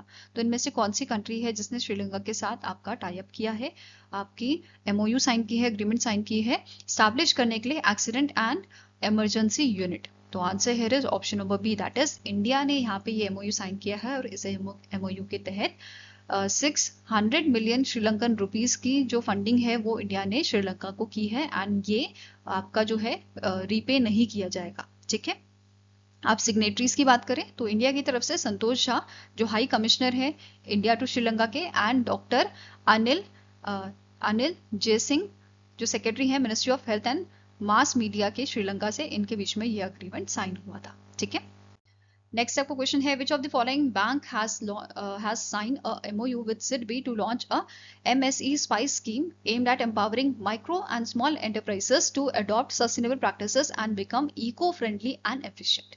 तो recently bank of Baroda ने एक अग्रीमेंट साइन किया है SIDBI के साथ। ठीक है, किस चीज के लिए? For launching MSE spice scheme. और ये जो स्कीम है ये स्कीम के तहत जो हमारे माइक्रो एंड स्मॉल एंटरप्राइजेस हैं जो ग्रीन टेक्नोलॉजी में आपका जो है काम कर रहे हैं या ग्रीन टेक्नोलॉजी में अगर वो आगे अपना काम करना चाहते हैं, उसको बढ़ाना चाहते हैं, इन दैट केस 25% की सब्सिडी भी यहाँ पे बैंक इन्हें प्रोवाइड करेगा। ठीक है, तो आंसर यहाँ पे क्या है? Option number D, bank of Baroda द्वारा इसको लॉन्च किया गया था और इस स्कीम का फुल फॉर्म है BOB अर्थ सर्कुलर इकोनॉमी स्कीम। ठीक है, स्कीम के तहत 25% सब्सिडी प्रोवाइड की जाएगी अगर micro and small enterprises invest कर रहे हैं ग्रीन टेक्नोलॉजी पे। ठीक है, साथ में ही लोन्स यहाँ पे अवेलेबल कराए गए हैं under the credit guarantee fund trust for micro and small enterprises framework. Now bank of Baroda की बात करें, इसके करंट MD एंड CEO है देवदत्ता चंद। हेडक्वार्टर इसका लोकेटेड है वडोदरा गुजरात में। 1908 में इसको स्टैब्लिश किया गया था और टैगलाइन क्या है? India's international bank. Now next question है which company signed a partnership agreement with French Alternative Energies and Atomic Energy Commission, that is CEA, to accelerate innovation and industrialization of physical artificial intelligence powered solution in France। तो इनमें से कौन सी company है जिसने recently CEA के साथ France की जो alternative energies and atomic energy commission है इसके साथ आपका पार्टनरशिप किया है? तो answer here is TCS, that is Tata consultancy services द्वारा ये पार्टनरशिप की गई है और इस पार्टनरशिप के तहत ये आपके जो रोबोट्स हैं बेसिकली उनको यहाँ पे बनाने वाले हैं, ठीक है। इनका एम है डिजाइन और डिप्लॉय करना smart adaptive robots for industries जैसे मैन्युफैक्चरिंग हो गया, लॉजिस्टिक एंड ऑटोमेशन, ठीक है। नेक्स्ट आपका क्वेश्चन है, in September 2025 Jio Financial Services Limited entered into a joint venture with Allianz Europe BV to form Allianz Jio reinsurance Limited. What is the equity holding of JFSL? यहाँ पे जियो Financial Services limited की कितनी equity है in Allianz Jio Reliance Limited, Reliance Jio reinsurance limited में? तो it is 50%, दोनों के 50-50% की यहाँ पे जो है इक्विटी है, ठीक है, equity holding. Now next is, which bank has recently launched the digital loan facility called Loan Against Mutual Fund, allowing customers to avail loans against their mutual fund investment? तो इनमें से कौन सा बैंक है जिसने digital loan facility that is loan against mutual fund जो है launch किया है, दैट इज LAMF लॉन्च किया है? तो answer here is it is launch by the south Indian bank. किसने लॉन्च किया है? साउथ इंडियन बैंक ने लॉन्च किया है आपका LAMF, loan against mutual fund, ठीक है। अब यहाँ पे कुछ फीचर्स हैं जैसे लोन टू वैल्यू रेशियो जो है आपका, ठीक है, ये अप टू 50% का रहेगा इक्विटी म्यूचुअल फंड्स के लिए, 70% रहेगा डेब्ट म्यूचुअल फंड के लिए। एलिजिबिलिटी क्या है? एज की बात करें तो 18 से 75 साल यहाँ पे एलिजिबिलिटी है and minimum mutual fund holding आपकी 1 लाख की होनी चाहिए। साथ में ही यहाँ पे आप जो है लोन के लिए अप्लाई कर सकते हो, बट आप रजिस्टर होने चाहिए एंड आपकी जो KYC है वो आपकी कंप्लीट होनी चाहिए through the permanent account number, that is pan और आधार, ओके। नेक्स्ट क्वेश्चन है, which city was ranked as a best performing city in category 1 under the Swachh Vayu Sarvekshan 2025, which is a clean air survey conducted under the National Clean Air Program, that is NCAP। तो recently आप हमारे जो union minister हैं उनके द्वारा ये awards दिए गए थे स्वच्छ वायु सर्वेक्षण 2025, और यहाँ पे कैटेगरी 1 में आपका टॉप किया है इंदौर ने, ठीक है। किसने टॉप किया है? इंदौर ने इसे टॉप किया है। ये जो आपका वायु सर्वेक्षण है, जो आपका क्लीन एयर सर्वे है, ये इसकी शुरुआत 2020 में की गई थी, ठीक है। किसने की थी? हमारी जो एनवायरमेंट मिनिस्ट्री है उनके द्वारा इसे लॉन्च किया गया था। और एक तरह से ये एक हेल्दी कंपटीशन है बिटवीन दी सिटीज, जहाँ पे हमारी जो डिफरेंट सिटीज है वो ऐसे मेजर्स ले, ऐसे एक्शंस ले कि हमारी जो एयर क्वालिटी है वो इम्प्रूव हो। तो एक तरह का ये हेल्दी कंपटीशन यहाँ पे स्टार्ट किया गया था, ठीक है। अब यहाँ पे 3 कैटेगरी आपकी होती हैं। अभी हमने पढ़ा कैटेगरी 1 के तहत कौन सा बेस्ट परफॉर्मिंग सिटी आपका रहा है, वो इंदौर रहा है, ठीक है। तो कैटेगरी किस पे बेसिस है? पॉपुलेशन पे बेस्ड है आपकी। तो पॉपुलेशन ओवर 10 लाख जो है ये कैटेगरी 1 में आता है। कैटेगरी 2 बताती है population between 3 to 10 lakh and category 3 में आता है पॉपुलेशन अंडर 3 लाख। तो आपकी पॉपुलेशन पे बेस्ड 3 कैटेगरी यहाँ पे स्वच्छ वायु सर्वेक्षण के लिए बनाई गई हैं। और इस बार आपका मतलब जो ये सर्वे है ये आपका कितनी सिटीज में हुआ था? 130 सिटीज में कराया गया था, ठीक है। नाउ स्वच्छ वायु सर्वेक्षण अवार्ड की बात कर रहे हैं तो हमारे जो एनवायरमेंट मिनिस्ट्री के यूनियन मिनिस्टर हैं भूपेंद्र यादव जी, इनके द्वारा ये अवार्ड दिए गए थे। एंड ये इवेंट हुआ था स्वच्छ वायु सर्वेक्षण award and wetland cities recognition ceremony 2025 की, ठीक है, न्यू दिल्ली में ये हुई थी एंड हमारी एनवायरमेंट मिनिस्ट्री ने इसे ऑर्गेनाइज किया था। ये क्लियर हुआ। नाउ अब बात कर लेते हैं तीनों कैटेगरी में कि इनमें तीनों कैटेगरी में जो है फर्स्ट सेकंड थर्ड कौन था, ठीक है। तो स्वच्छ वायु सर्वेक्षण अवार्ड में कैटेगरी 1 में हमने अभी पढ़ा इंदौर ने टॉप किया है, सेकंड नंबर पे जबलपुर था, ठीक है, फ्रॉम MP ओनली। थर्ड पे आपका है आगरा एंड सूरत, ठीक है। नेक्स्ट है कैटेगरी 2, इसमें आपका फर्स्ट नंबर पे आता है आंध्र प्रदेश से अमरावती, सेकंड नंबर पे टाई था झांसी और मुरादाबाद के बीच में, थर्ड पे आपका अलवर राजस्थान, ठीक है। देन थर्ड कैटेगरी में टॉप किया है देवास फ्रॉम MP, सेकंड में है हिमाचल का परवानो, ठीक है, थर्ड पे आपका है अंगुल फ्रॉम उड़ीसा, ठीक है। स्कोर की बात करें तो इंदौर का आपका 200 स्कोर था और इसे कैश प्राइज मिला था 1.5 करोड़ का, ठीक है। नाउ अब बात करते हैं नेशनल क्लीन एयर प्रोग्राम, जिसके तहत ये आपका जो सर्वे है वो किया जाता है, ठीक है। इस प्रोग्राम को 2019 में लॉन्च किया गया था। ये 5 साल का आपका 5 ईयर प्लान था जिसे 2019 में लॉन्च किया गया था। किस चीज के लिए? रिड्यूस करने के लिए एयर पॉल्यूशंस को हमारी सिटीज में, ठीक है। इसका एम था कि हम अचीव करें reduction in particulate matter, that is MP 10 level up to 40% by 2025-2026 year. ठीक है, अब यहाँ पे मेजर्स क्या लिए गए थे अंडर द एनसीएपी। ठीक है, तो गवर्नमेंट ऑफ इंडिया ने मेजर्स लिए थे अंडर दिस प्रोग्राम। फंडिंग जो एलोकेशन की गई थी वो आपकी थी 20,130 करोड़ की। ठीक है, for how many cities? 130 cities. ठीक है, दूसरा यहाँ पे परफॉर्मेंस लिंक्ड ग्रांट दिया गया था 13,237 करोड़ का। ठीक है, for pollution control, air pollution control, right. Next आता है टोटल इन्वेस्टमेंट जो 130 सिटीज में हुई है। अगर बात करें सेंट्रल गवर्नमेंट स्कीम्स की तो इसके थ्रू 73,350 करोड़ का इन्वेस्टमेंट यहाँ पे किया गया है। स्टेट गवर्नमेंट और लोकल बॉडीज की बात करें तो इनका इन्वेस्टमेंट था 82,000 करोड़ का एंड टोटल इन्वेस्टमेंट कितना हुआ 1.55 लाख करोड़ का। ठीक है, नाउ एनसीएपी की यहाँ पे बात कर रहे हैं तो अभी क्या प्रोग्रेस है इस प्रोग्राम के तहत। तो यहाँ पे इम्प्रूवमेंट हुआ है आपके PM10 लेवल्स पे जो हमारा एम था, बट 130 में से 103 सिटीज में ही ये इंप्रूवमेंट हमें देखने को मिला है। 64 सिटीज ऐसी थी जहां पे 20% रिडक्शन हमें देखने को मिला है PM10 लेवल्स में एंड 25 सिटीज में 40% का यहाँ पे हमें जो है चेंज देखने को मिला है। ठीक है, नाउ नेक्स्ट आपको क्वेश्चन है, Israel chemical limited has partnered with which Indian company to launch soil and crop health solution in India. तो रिसेंटली इजराइल केमिकल लिमिटेड जो है इन्होंने पार्टनरशिप की है बायो प्राइम एग्री सॉल्यूशंस के साथ ताकि इंडिया में soil and crop health solutions लाए जा सके, लॉन्च किए जा सके। ठीक है, अब मेन फोकस इस पार्टनरशिप का रहेगा इम्प्रूव करने में फॉस्फोरस और जिंक की एफिशिएंसी। बेसिकली हमारी जो इंडिया की सॉइल है उसमें फॉस्फोरस और जिंक अवेलेबल तो है बट इस फॉर्म में नहीं है कि हमारे जो प्लांट्स हैं, हमारी जो क्रॉप है उसे इनटेक कर सके, उसे एब्जॉर्ब कर सके। ठीक है, तो यहाँ पे आपका जो बायो प्राइम एग्री सॉल्यूशन है इनका एक प्लेटफॉर्म है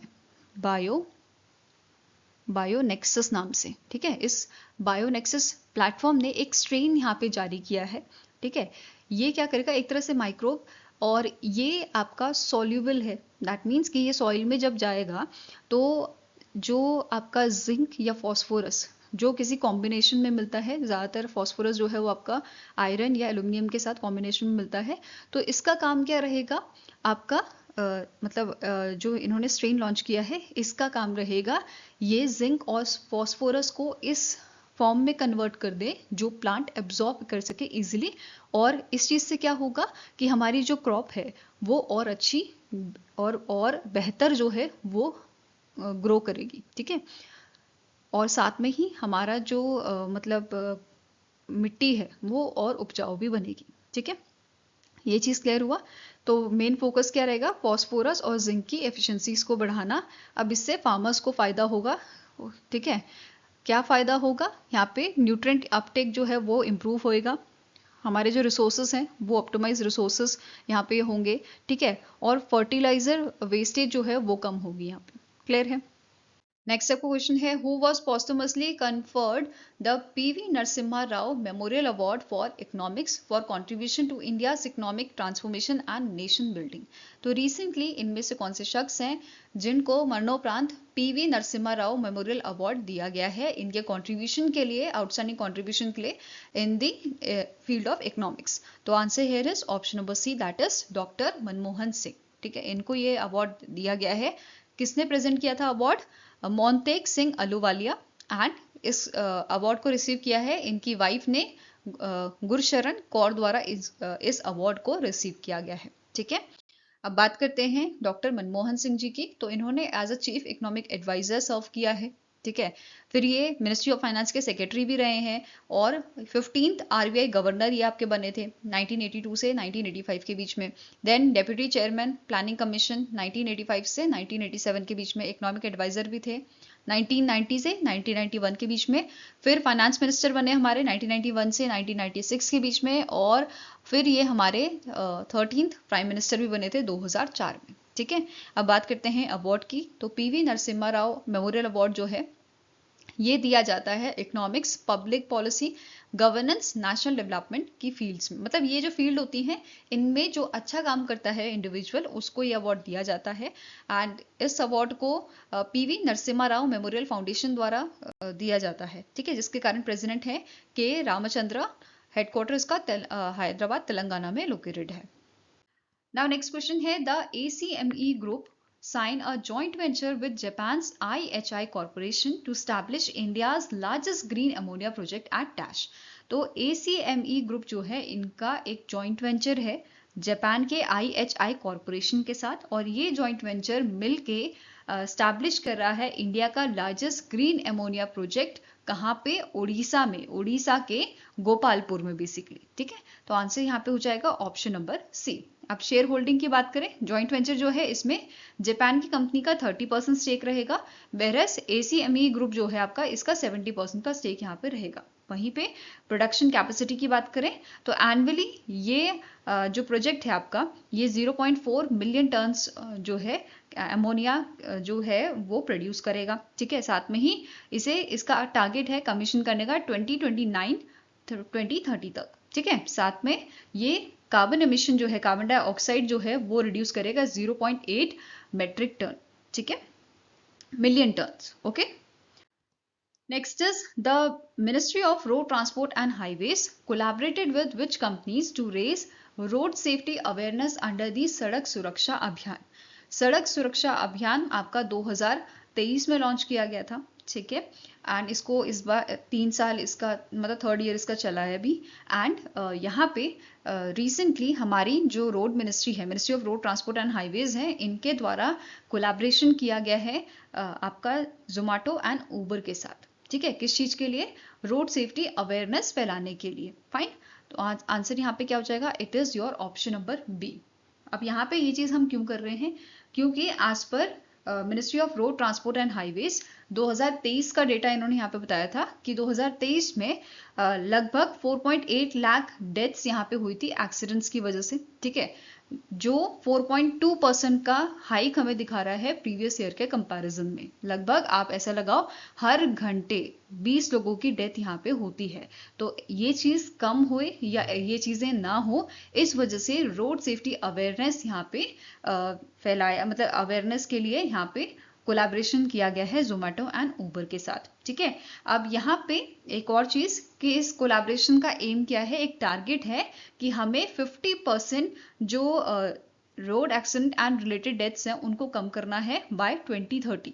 ठीक है, 50% हमें ये रेट कम करना है बाय द ईयर 2030। ठीक है, अब यहाँ पे जो कोलैबोरेशन हुआ है इसके तहत जोमेटो एंड उबर जो है ये road safety tips and announcement जो है वो अपनी एप्स में फीचर करेंगे। ठीक है, एंड यहाँ पे अमिताभ बच्चन जी को बेसिकली इन्होंने यहाँ पे ऐड किया है इस कैंपेन के लिए, ताकि ये रोड सेफ्टी टिप्स और अनाउंसमेंट कर सके। ठीक है, इनके द्वारा मतलब करवा सके। ओके, नेक्स्ट है सड़क सुरक्षा अभियान। जैसा कि मैंने बताया 2023 में इसको लॉन्च किया गया था, अभी 3रा ईयर इसका है। एंड 2025 का आपका थीम क्या है? परवाह करेंगे, सुरक्षित रहेंगे। ठीक है, this is the theme of सड़क सुरक्षा अभियान 2025। Now next question is, which institution pledged $137 million to boost India's e-mobility sector? तो इनमें से कौन से इंटरनेशनल ऑर्गेनाइजेशन है जिन्होंने प्लेज लिया है ये $137 मिलियन इन्वेस्ट करेंगे इंडिया में, इंडिया के ई मोबिलिटी सेक्टर में बेसिकली। ठीक है, तो answer here is it is international finance corporation IFC द्वारा ये प्लेज ली गई है 137 मिलियन के लिए। ठीक है, जिसमें से $100 मिलियन आपका JBM इको लाइफ जो आपका पार्ट है JBM ऑटो लिमिटेड का। ठीक है, इनको यहाँ पे दिए जाएंगे ये फंडिंग, और $37 मिलियन की फंडिंग दी जाएगी आपके मेजनाइन कैपिटल को फॉर ग्रीन सेल मोबिलिटी। ठीक है, तो टोटल $137 मिलियन की फंडिंग इंडिया को दी जा रही है। ठीक है, अब यहाँ पे इस फंडिंग से काम क्या होगा? यहाँ पे 4000 electric buses and charging station आपके डिप्लॉय किए जाएंगे 39 म्यूनिसिपैलिटीज में, जैसे महाराष्ट्र, असम, गुजरात, आंध्र प्रदेश, बिहार, मध्य प्रदेश, ऐसी जगहों पे ये आपके चार्जिंग स्टेशन और इलेक्ट्रिक बसेस आपके डिप्लॉय की जाएंगी। ठीक है, इसके अलावा यहाँ पे एक चीज जो नोट करने वाली है, इंडिया का टारगेट है कि हमें 40% ई बस पेनिट्रेशन इंडिया में बढ़ानी है बाय दी फाइनेंशियल ईयर 2030। ठीक है, अभी ओवर 2 मिलियन बसेस इंडिया में है, जिसमें से हमारा टारगेट क्या है 40% ई बसेस पेनिट्रेशन का बाय दी 2030। ठीक है, फाइनेंशियल ईयर 2030 तक। नाउ नेक्स्ट आपको क्वेश्चन है, which of the following option is correct with respect to union minister Dharmendra Pradhan ministry of education visit to UAE? तो रिसेंटली आपका जो विजिट हुआ था यूएई में, हमारे यूनियन एजुकेशन मिनिस्टर आपके धर्मेंद्र प्रधान जी, ठीक है, इनका विजिट हुआ था, उसके रिगार्डिंग कौन सा पॉइंट करेक्ट है? तो पहला स्टेटमेंट कह रहा है कि इन्होंने फर्स्ट एवर अटल इंक्यूबेशन सेंटर आपका जो है इनॉग्रेट किया था IIT Delhi Abu Dhabi campus में। दूसरा पॉइंट है, सेम कैंपस में इन्होंने 2 एकेडमिक प्रोग्राम्स लॉन्च किए हैं, PhD in energy and sustainability और दूसरा कोर्स आपका है BTech in chemical engineering. Next आता है, इन्होंने इनॉग्रेट किया है अटल टिंकर लैब, ठीक है, अटल टिंकरिंग लैब इन्होंने जो है लॉन्च की है 12 सीबीएसई एफिलिएटेड स्कूल्स में इन दी यूएई। देन नेक्स्ट आपका पॉइंट है, शेख हमदन बिन मोहम्मद बिन राशिद अल मखदूम जो डेप्यूटी प्राइम मिनिस्टर हैं यूएई के, इन्होंने इनॉग्रेट किया था दुबई कैंपस जो आपका है आईआईएम अहमदाबाद का, जो पहला ओवरसीज कैंपस है आईआईएम अहमदाबाद का, राइट। सो इस कैंपस को बेसिकली इनॉग्रेट किया गया था in the presence of union minister Dharmendra Pradhan. And the last statement says all of the above. तो सारे ए बी सी डी जो है करेक्ट हैं, तो answer is option number E. Fine. इसके अलावा इन्होंने यहाँ पे मीटिंग की थी सारा मुसलम जो चेयरपर्सन है Abu Dhabi Department of Education and Knowledge के at the IIT Delhi Abu Dhabi campus, और इस मीटिंग में इन्होंने डिस्कशन किया था कि कैसे हम इंडियन करिकुलम जो है, ठीक है, बेस स्कूल्स जो हैं उनको कैसे मतलब उनकी एजुकेशनल नीड्स को देखते हुए कैसे उन्हें एक्सपैंड किया जा सकता है, ठीक है। इसके अलावा नेक्स्ट पॉइंट है कि इन्होंने विजिट किया था स्वामी नारायण टेम्पल जो आपका बना था अबू धाबी में, राइट, उसमें यहाँ पे इन्होंने विजिट किया था। इसके अलावा इन्होंने पार्टिसिपेट किया था प्लांटेशन ड्राइव एक पेड़ माँ के नाम, जिसमें इन्होंने गाफ ट्रीज जो है वो प्लांट किए थे। नेक्स्ट आता है, इन्होंने राउंड टेबल डिस्कशन की थी with the representative of Indian universities and institution जो यूएई में ऑपरेट कर रहे हैं for strengthening bilateral ties in education. Okay, next है कि इन्होंने अटेंड किया था first anniversary celebration Symbiosis university Dubai campus का। नेक्स्ट आपका क्वेश्चन है, what is the name of a world's first tri service all women circumnavigation sailing expedition flag off from the Mumbai in 2025। तो हमारे जो डिफेंस मिनिस्टर है राजनाथ सिंह, इन्होंने flag of किया है पहला tri service all women circumnavigation sailing expedition को, जिसका नाम है समुद्र प्रदक्षिणा, ठीक है। क्या नाम है इसका? समुद्र प्रदक्षिणा नाम है। इसकी ड्यूरेशन आपकी 9 महीने की रहेगी, सितंबर 2025 से मई 2026 तक इसकी ड्यूरेशन रहेगी। एंड ये आपका गेटवे ऑफ इंडिया से आपका वर्चुअली फ्लैग ऑफ किया गया था हमारे डिफेंस मिनिस्टर द्वारा, ठीक है। अब ये जो सेलिंग एक्सपेडिशन है, ये हमारे मतलब जो सारे लॉन्गिट्यूड्स हैं, इक्वेटर है, इन सबको पास करता हुआ कवर करेगा ओवर 21,600 नॉटिकल माइल्स, एंड ये वापस इंडिया में आएगा आपका 2026 में, मई 2026 में, ठीक है। और वेसल का नाम यहाँ पे पूछा जा सकता है, तो इंडियन आर्मी सेलिंग वेसल आपका है त्रिवेणी, ठीक है, जिसपे ये आपका सेल कर रहे हैं। फाइन। नाउ अब यहाँ पे समुद्र प्रदक्षिणा जो है, इसमें 10 विमेंस का क्रू है, ठीक है, जिसमें 5 इंडियन आर्मी से हैं, 1 इंडियन नेवी से हैं और 4 आपके इंडियन एयरफोर्स से हैं। अब ये आपके 4 पोर्ट कॉल्स यहाँ पे रहेगी इसकी, ठीक है। फ्री मेंटले जो ऑस्ट्रेलिया का है, ऐसे ही न्यूजीलैंड, कनाडा और साउथ अफ्रीका का केप टाउन, यहाँ पे इनके पोर्ट कॉल रहेगी। साथ में ही इसे लीड कौन कर रहा है, इस सेलिंग एक्सपेडिशन को इसे लीड कर रहे हैं लेफ्टिनेंट कर्नल अनुजा वरुदकर, और डेप्यूटी लीडर यहाँ पे आपके हैं स्क्वाड्रन लीडर श्रद्धा पी राजू, ठीक है। इसके अलावा यहाँ पे इनका मेन एम क्या रहेगा, इनकी बेसिकली पार्टनरशिप है नेशनल इंस्टीट्यूट ऑफ ओशियोलॉजी के साथ, और इनके साथ मिलके ये स्टडी करेंगे माइक्रोप्लास्टिक के बारे में, ओशियन लाइफ के बारे में और मरीन हेल्थ के बारे में, ठीक है। मरीन हेल्थ अवेयरनेस से रिलेटेड चीजें यहाँ पे रिसर्च बेसिकली इसके ऊपर यहाँ पे रहेगी इनकी, ठीक है। नाउ अब पहला नाविका सागर परिक्रमा जो है ये कब हुआ था, इसके बारे में पूछा सकता है। तो ये 2017-18 में हुआ था, एंड इसमें सेलिंग वेसल था आपका इंडियन नेवी शिप वेसल आपका त्रायणी में हुआ था। और दूसरा वाला जो आपका हुआ था नाविका सागर परिक्रमा सेकंड, ये 2024-25 में हुआ था, एंड इसमें भी सेम वेसल आपका यूज किया गया था। नाउ नेक्स्ट क्वेश्चन है, union home minister Amit Shah launch the fast track immigration trusted travel programme at 5 additional international airport in India. Which of the following airports is not among them? तो recently 5 additional जो airport हैं उनमें fast track immigration trusted travel programme जो है वो launch किया गया है। 5 आपके कौन से हैं नए? एक तो है लखनऊ इंटरनेशनल एयरपोर्ट उत्तर प्रदेश का, दूसरा है Tiruchirappalli international airport, then Trivendrapuram international airport from Kerala and Kozhikode international airport भी आपका केरला से, and Amritsar international airport from Punjab. तो ये 5 हो गए। आंसर क्या हो जाएगा? कौन सा इंक्लूडेड नहीं है? Option number D, Chhatrapati Shivaji Maharaj international airport जो है इन 5 में नहीं है। ठीक है। Now fast track immigration trusted travel programme की बात करें तो इसको आपका 2024 में लॉन्च किया गया था। पहला एयरपोर्ट जहाँ पे ये प्रोग्राम आपका मतलब इसके अंडर आया था वो है इंदिरा गांधी इंटरनेशनल एयरपोर्ट। ठीक है। अब टोटल यहाँ पे 13 आपके एयरपोर्ट हो गए हैं जहाँ पे ये फैसिलिटी आपकी अवेलेबल है। फाइन। नेक्स्ट आपका क्वेश्चन है which organisation under the project Himank constructed the world's highest motorable road at the Migla pass near line of actual control in Ladakh. तो इंडो चाइना बॉर्डर पे ये आपका हाईएस्ट मोटरेबल रोड जो है बनाया गया है मिगला पास में जो लद्दाख में लोकेटेड है, and it is constructed by the border roads organisation that is BRO द्वारा इसको कंस्ट्रक्ट किया गया है ताकि एक तो टूरिज्म बूस्ट हो और साथ में ही लोकल डेवलपमेंट हो आपकी लद्दाख में। ठीक है। अब ये जो रोड है ये कनेक्ट करता है हैनले रीजन को to the Phuche village in near the Indo China border, and ये आपका 19,400 फीट पे बनाया गया है। इतने एल्टीट्यूड पे ये आपका बना है। ठीक है। अब ये जो प्रोजेक्ट है इसको लीड किया है ब्रिगेडियर विशाल श्रीवास्तवा ने जो चीफ इंजीनियर है प्रोजेक्ट हिमांग के। इसके अलावा अब ये वर्ल्ड का हाईएस्ट मोटरेबल रोड बन गया है। तो इससे पहले वाला कौन सा था? It was your Umling La pass 19,024 feet पे जो आपका बनाया गया था in the year 2021। Next question है what is the main aim of the Aapki Poonji Aapka Adhikar campaign launch by Nirmala Sitharaman हमारी फाइनेंस मिनिस्टर जो हैं इन गांधीनगर गुजरात। तो आपकी पूंजी आपका अधिकार कैंपेन लॉन्च किया गया है जिसका मेन एम है टू फैसिलिटेट स्पीडी सेटलमेंट। किस चीज की स्पीडी सेटलमेंट हो? अनक्लेम्ड फाइनेंशियल एसेट्स की अक्रॉस वेरियस सेक्टर्स। ठीक है।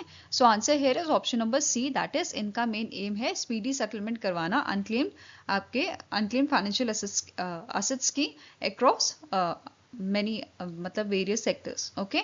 नाउ जो ये कैंपेन है इसे कंडक्ट किया जाएगा आपका सारे स्टेट्स एंड यूटीज में ड्यूरिंग अक्टूबर टू दिसंबर 2025। ठीक है। अक्टूबर से दिसंबर तक ये कैंपेन आपका चलेगा जिसका काम क्या है? स्पीडी मतलब जो प्रोसेस है उसको तेज करना settlement of unclaimed financial assets की। ओके।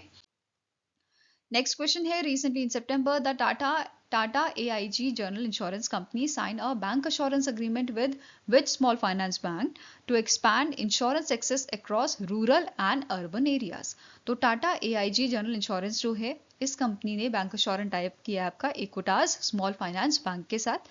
ठीक है। अब यहाँ पे क्या बोला गया है कि ये इसका मेन एम क्या है कि ये अपना इंश्योरेंस एक्सेस जो है वो और ज़्यादा बढ़ाएं। ठीक है। इक्विटास स्मॉल फाइनेंस बैंक की बात करें इसके करंट MD एंड CEO हैं P वसुदेवन। हेडक्वार्टर चेन्नई तमिलनाडु में लोकेटेड है और इसे 2016 में स्टैब्लिश किया गया था। वहीं पे टाटा AIG जनरल इंश्योरेंस की बात करें इसके MD हैं अमित गनोरकर। हेडक्वार्टर इसका मुंबई महाराष्ट्र में लोकेटेड है और स्टैब्लिश किया गया था in the year 2001। Next question है what is the full form of a Mitra, a digital platform launch by SEBI to help investors to track and reclaim inactive or unclaimed mutual fund folios. तो recently SEBI द्वारा एक platform launch किया गया है मित्र नाम से। इसका काम क्या रहेगा? यहाँ पे जो इन्वेस्टर्स हैं वो ट्रैक कर सकेंगे और रिक्लेम कर सकेंगे इनके inactive or unclaimed mutual fund folios को। ठीक है। अब मित्र का फुल फॉर्म क्या है? It is mutual fund investment tracing and retrieval assistant, ये इसका फुल फॉर्म है। तो आंसर आपका हो जाएगा it is option number B, and it will be manage by Computer Age Management Services Limited that is CAMS and KFin technology limited. Okay. इन दोनों द्वारा इसको मैनेज किया जाएगा। नेक्स्ट क्वेश्चन है which company has launch India's first large format 3D printing facility for rocket system at the IIT Madras research park in Chennai Tamil. Nadu इनमें से कौन सी कंपनी है जिसने लॉन्च किया है आपका पहला large format 3D printing facility? ठीक है, किस चीज के लिए? रॉकेट सिस्टम्स के लिए। ये लॉन्च की गई है आईआईटी मद्रास के आईआईटी मद्रास रिसर्च पार्क में, चेन्नई में। ठीक है, तो it was launch by the Agnikul Cosmos private limited. ठीक है, it was launch by the Agnikul Cosmos private limited, right. अब ये जो आपका टेक्नोलॉजी है ये यूज किया जाएगा for 3D printing of aerospace and rocket systems, और ये हमारी जो मैन्युफैक्चरिंग कॉस्ट है इसको रिड्यूस कर देगा 50% तक। फाइन। Next question है, which institutions have been added as per new academic partners of the Goldman Sachs 10,000 Women Program। तो इनमें से कौन सा इंस्टीट्यूशन है जिसे रिसेंटली ऐड किया गया है? दो इंस्टीट्यूशन है, एक आपका IIM अहमदाबाद है, दूसरा है IIM Lucknow enterprises incubation centre. ठीक है, तो इन दोनों को रिसेंटली यहाँ पे ऐड किया गया है। आंसर आपका हो जाएगा, it is option number A. अब ये जो इनिशिएटिव है इसका प्लान है ग्रेजुएट करना 1000 विमेन एंटरप्रेन्योर्स को बाय 2026 एंड यहाँ पे ये चीज हो गया। इसके अलावा यहाँ पे इसका एम है कि हम इंक्रीज करें total participants from 3800 to 10,000 by 2033। तो ये इनका सेकेंड एम है। ठीक है, अब इनके एग्जिस्टिंग पार्टनर्स कौन से हैं? इनका नाम है इसका नाम आपका है Nadathur S Raghavan centre for entrepreneurial learning. ये इसका एग्जिस्टिंग पार्टनर है, और अभी इन्होंने दो और एकेडमिक के साथ पार्टनरशिप की है, IIM अहमदाबाद और IIM Lucknow enterprises incubation centres के साथ। क्लियर है? Now next question है, the Vridha Mitra toolkit launched under the supportive action for healthy aging in a community, that is सहज program, is designed to benefit which segment of population। तो recently जो हमारे union minister हैं doctor Virendra Kumar, ठीक है, ministry of social justice and empowerment के, इन्होंने दो इनिशिएटिव यहाँ पे लॉन्च किए थे। ठीक है, एक इनिशिएटिव इसमें था आपका वृद्ध मित्र टूल किट। ठीक है, और यहाँ पे दूसरा एक और इनिशिएटिव है, उसके बारे में बाद में बात करेंगे। तो अभी क्वेश्चन क्या है कि जो वृद्ध मित्र टूल किट है ये बेसिकली बेनिफिट करेगा कौन से मतलब कौन सी पॉपुलेशन को, कौन से सेगमेंट ऑफ पॉपुलेशन को, जैसे चिल्ड्रंस के लिए है, विमेंस के लिए है, या किन के लिए ये आपका प्रोग्राम लॉन्च किया गया है? तो it is for the senior citizen. वृद्ध मतलब आपका सीनियर होता है, राइट, मतलब सीनियर सिटीजन को बोलते हैं ना। ओके, नाउ अब यहाँ पे हमारे जो यूनियन मिनिस्टर हैं वीरेंद्र कुमार जी, इन्होंने सेकेंड इनिशिएटिव लॉन्च किया है, सेकेंड एडिशन ऑफ श्रृंखला टॉक सीरीज। ठीक है, इसका थीम आपका था हम अनुभव और उत्साह का संगम, राइट। ये फोकस करता है ये बेसिकली फोकस करता है to showcase real life stories and community models of a senior citizen, जो इंस्पायर करेगा collective responsibility for elderly care. Okay, next is the government of India recently launch a dedicated online portal for which employment scheme। तो recently अभी जो प्रधानमंत्री विकसित भारत रोजगार योजना है, इसके लिए पोर्टल आपका लॉन्च किया गया है, डेडिकेटेड पोर्टल, जिसके थ्रू आप रजिस्ट्रेशन कर सकते हैं। ठीक है, मतलब जो एम्प्लॉयर्स, एलिजिबल एम्प्लॉयर्स हैं वो रजिस्ट्रेशन कर सकते हैं, one time registration under this प्रधानमंत्री विकसित भारत रोजगार योजना के। ठीक है, ये दो आपके पोर्टल हैं। ओके, नाउ अब बात कर लेते हैं इस योजना की। इसका आउटले आपका 99,446 करोड़ का है। टारगेट क्या है कि हमें जनरेट करनी है, हमें क्रिएट करनी है 3.5 करोड़ जॉब आपके 2 साल में, 1 अगस्त से 31 जुलाई 2027 तक हमें ये जो जॉब्स हैं 3.5 करोड़ ये हमें जो है क्रिएट करनी है। ठीक है, अब इसके दो पार्ट है। एक पार्ट है आपका जहाँ पे जो फर्स्ट टाइम एम्प्लॉयज होंगे, ठीक है, वो उनको यहाँ पे फाइनेंशियल असिस्टेंट प्रोवाइड किया जाएगा। जैसे फर्स्ट टाइम एम्प्लॉयज जो रजिस्टर्ड होंगे EPFO के साथ, उनको इंसेंटिव मिलेगा which is 1 month EPF wage up to 15,000 और 2 इंस्टॉलमेंट में ये दिया जाएगा।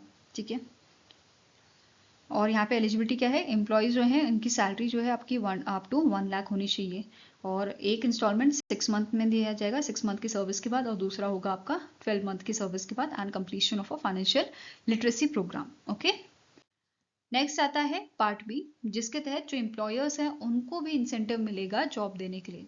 ठीक है, under this components of the scheme, employers will receive an incentive for the generation of additional employment opportunities in sectors like manufacturing sector, especially जो आपको manufacturing sector है उसकी बात की जा रही है। ठीक है, अब यहाँ पे जो एम्प्लॉयर है उसको मंथली इंसेंटिव दिया जाएगा up to 3000 for each additional employ.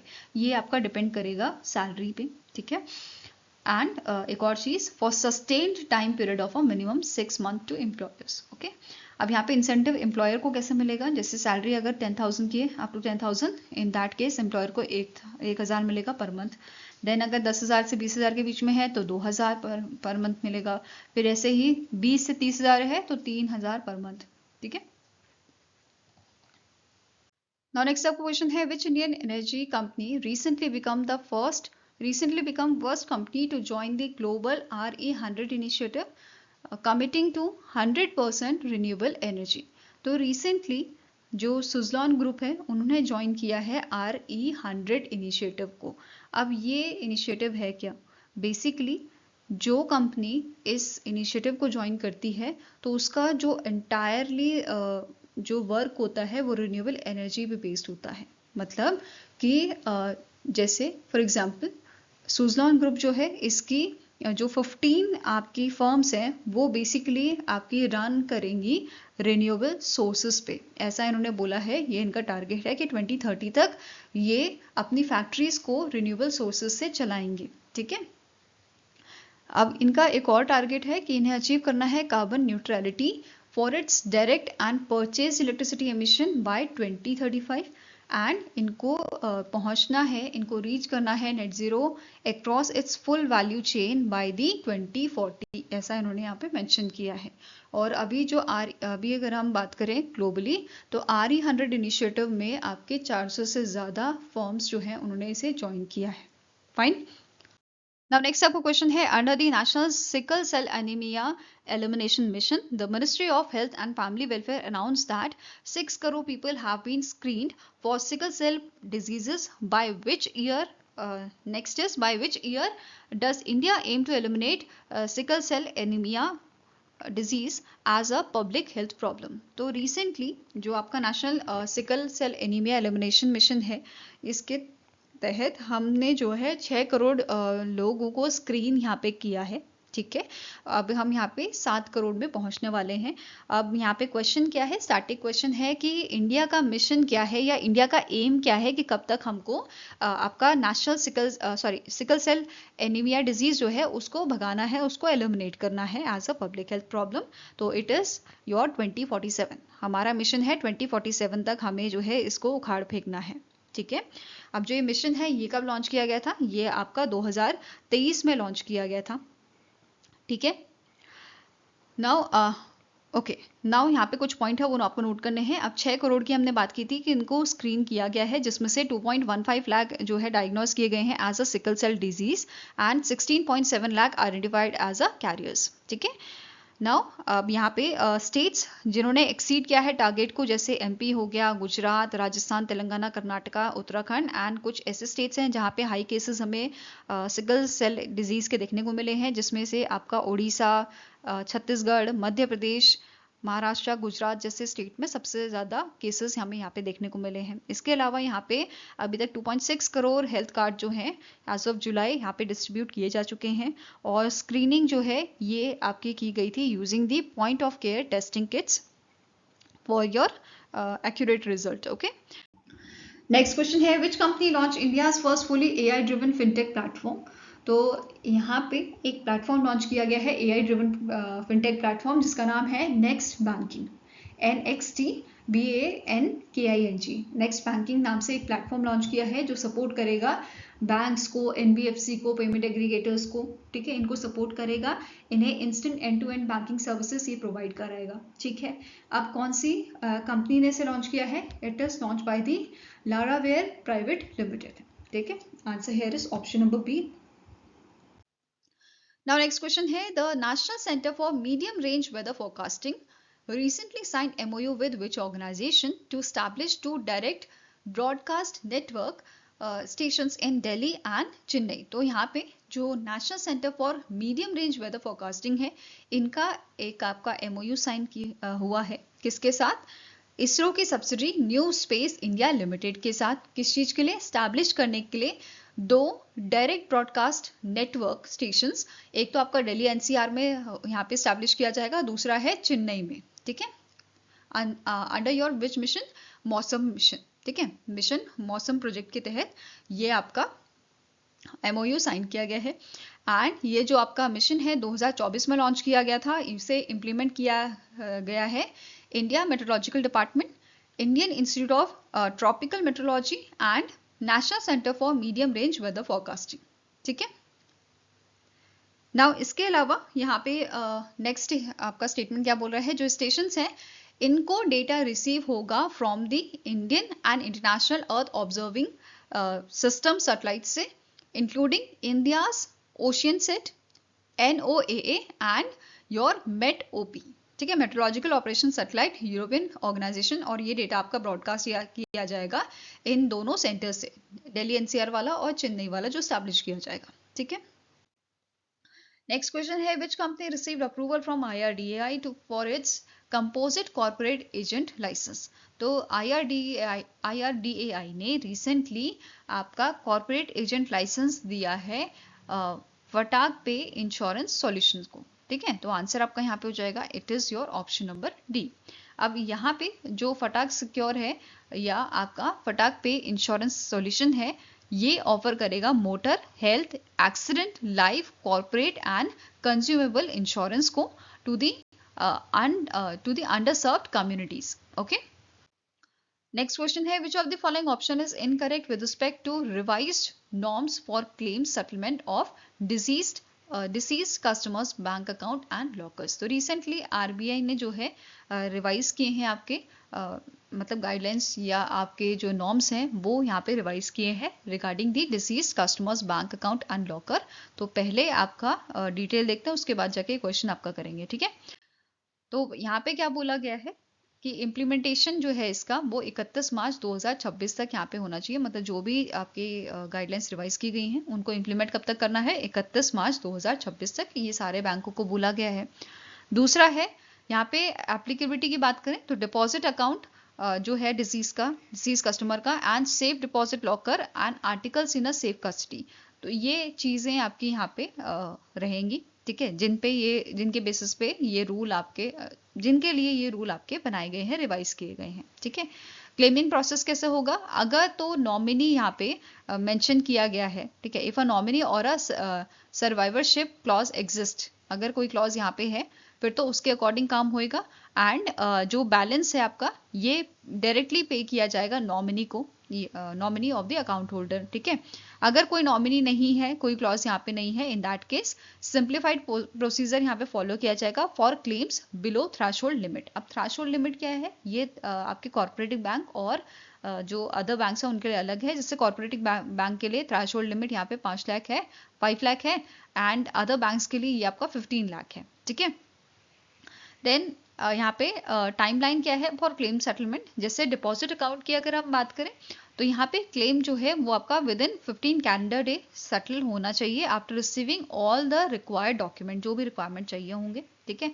Next आता है लॉकर की अगर हम बात करें तो बैंक जो है इनको कॉन्टैक्ट करना होगा क्लेमेंट्स को एंड सेट करना होगा inventory date within 15 days. तो ये सब यहाँ पे मेंशन किया गया है। इसके अलावा अगर ये चीज बैंक फॉलो नहीं करता है, इन दैट केस जो डिपॉजिट आपका डिपॉजिट अकाउंट है, इन दैट केस आपका जो इंटरेस्ट है, ठीक है, वो आपका इंटरेस्ट एट बैंक रेट जो है +4% PA यहाँ पे बैंक देगा। इसके अलावा लॉकर एंड सेफ कस्टडी की बात करें तो यहाँ पे अगर डिले होता है, इन दैट केस पर डे का 5000 रुपीज इन्हें देना होगा, मतलब बैंक को देना होगा, ओके। नाउ क्वेश्चन है आपका क्या है यहाँ पे कि कौन सा आपका स्टेटमेंट जो है वो इनकरेक्ट है। तो पहला स्टेटमेंट क्या बोल रहा है, RBI जो है इन्होंने मैंडेट किया है that the bank must settle claims related to deceased customer deposit account within 15 calendar days of receiving all requirement document. Next है कि जो revised norms है they are applicable to deposit account, safe deposit locker and articles kept in the safe custody by deceased customer. Next है for claims related to safe deposit locker or safe custody articles, bank must contact the claimant and fix the inventory date within 20 days of receiving the claim. Next है if a deposit account has nominee or is operated under the survivorship clause, the bank must release funds to the nominee or survivor without requiring legal document. Next आता है the threshold limit for simplified claim settlement without legal document is 5 lakh for corporate banks and 15 lakhs for all other banks. तो यहाँ पे एक statement incorrect है which is option number C, कि यहाँ पे विद इन 15 days में जो है काम होना चाहिए, बट मेंशन किया है 20 days, तो this is the incorrect statement. Okay, next question है which standalone app was recently launched by Swiggy to cater to the affordable food delivery segment। तो recently आपका स्विगी ने एक ऐप लॉन्च की है टॉइंग नाम से। ये ऐड देखा था, एक आता था पहले चिंपैंजी का, ये तो बड़ा टॉइंग है वाला, तो वही एक टॉइंग ऐप लॉन्च की है स्विगी ने, ठीक है, ताकि ये आपके मतलब कम बजट में फूड डिलीवरी कर सकें। ठीक है, ये जो ऐप है ये पुणे में लॉन्च की गई है। पुणे में क्यों लॉन्च की गई है? क्योंकि यहाँ पे स्टूडेंट हब है, यहाँ पे ज़्यादा आपका स्टूडेंट क्राउड है, जिसकी वजह से, और स्टूडेंट्स क्या होते हैं, ज़्यादा पैसे होते नहीं है ना, तो कम पैसों में वो जो है फूड अपना ले पाए, ठीक है, अफोर्डेबल रेट्स में उनको फूड डिलीवरी की जाए। तो इस चीज़ के लिए स्विगी ने एक ऐप लॉन्च की है आपके टॉइंग नाम से। ठीक है, इसके अलावा आपको नोट करना है इसी टाइप का एक इनिशिएटिव लिया गया था रैपिडो द्वारा, ओनली नाम से जो है इन्होंने एक ऐप लॉन्च की थी इन मंथ ऑफ अगस्त। ये भी आपको जो है सेम टाइप की सर्विसेज ही प्रोवाइड करती है। ठीक है, नेक्स्ट आपकी न्यूज है स्पॉटिफाई ने रिसेंटली इनके 2 को सीईओ जो हैं वो अपॉइंट किए हैं। ठीक है, एक का नाम आपका है गस्तव सोडरस्ट्रॉम, ठीक है, करंटली ये आपके को president and chief product and technology officer हैं स्पॉटिफाई में। दूसरे आपके हैं एलेक्स नॉस्ट्रॉम, जो आपके को प्रेसिडेंट हैं एंड चीफ बिजनेस ऑफिसर हैं। इनको एज अ सीईओ यहाँ पे अपॉइंट किया गया है। ठीक है, साथ में ही जो डेनियल एक हैं, जो आपके फाउंडर एंड सीईओ हैं स्पॉटिफाई के, ये आपके चेयरमैन की पोजीशन ले रहे हैं 1 जनवरी 2026 से, मतलब जनवरी 2026 से ये जो है अपनी पोजीशन ले लेंगे, और इनकी पोजीशन पे ये दोनों शख्स यहाँ पे एज अ सीईओ वर्क करेंगे। ठीक है, नेक्स्ट आपको क्वेश्चन है which states receive the best state award under the Mera Resham Mera अभिमान program by the central silk board, जो आपका मिनिस्ट्री ऑफ टेक्सटाइल के अंडर आता है, राइट। सो इनमें से कौन सा स्टेट है जिसे बेस्ट स्टेट अवार्ड मिला है अंडर मेरा रेशम मेरा अभिमान programme? So it is your Andhra Pradesh. ठीक है, आंध्र प्रदेश को ये अवार्ड मिला है and this award is given to Andhra Pradesh state government for the recognition of creating awareness among the silk farmers and reelers and for implementing development programs for silk sector। ठीक है, अब central silk board की बात करें तो इसे 1948 में establish किया गया था by an act of parliament and its headquarter is located in the Bangalore, Karnataka. Okay, now आपका जो अवार्ड है it was given during the 76 central silk board foundation day, जो बेंगलुरु कर्नाटका में आपका जो है हेल्ड हुआ था। इसी के साथ नोट करना है जो आंध्र प्रदेश की सेरिकल्चर डिपार्टमेंट है, ठीक है, इसको बेस्ट डब्ल्यू का अवार्ड मिला था during the independence day 2025 celebration. Okay, I hope guys आपको ये वीडियो पसंद आया हो। पसंद आया तो लाइक एंड शेयर जरूर कीजिएगा और हमारे साथ जुड़ने के लिए हमारे चैनल को सब्सक्राइब कीजिएगा। अगर आपके कोई सजेशन है तो आप हमें मेल कर सकते हो benchmarkstudy007@gmail.com पे, या फिर आप हमें कमेंट सेक्शन में भी लिख सकते हैं। सो मिलेंगे ऐसे ही नेक्स्ट वीडियो के साथ। Till then take care, have a nice day and all the best for your preparations.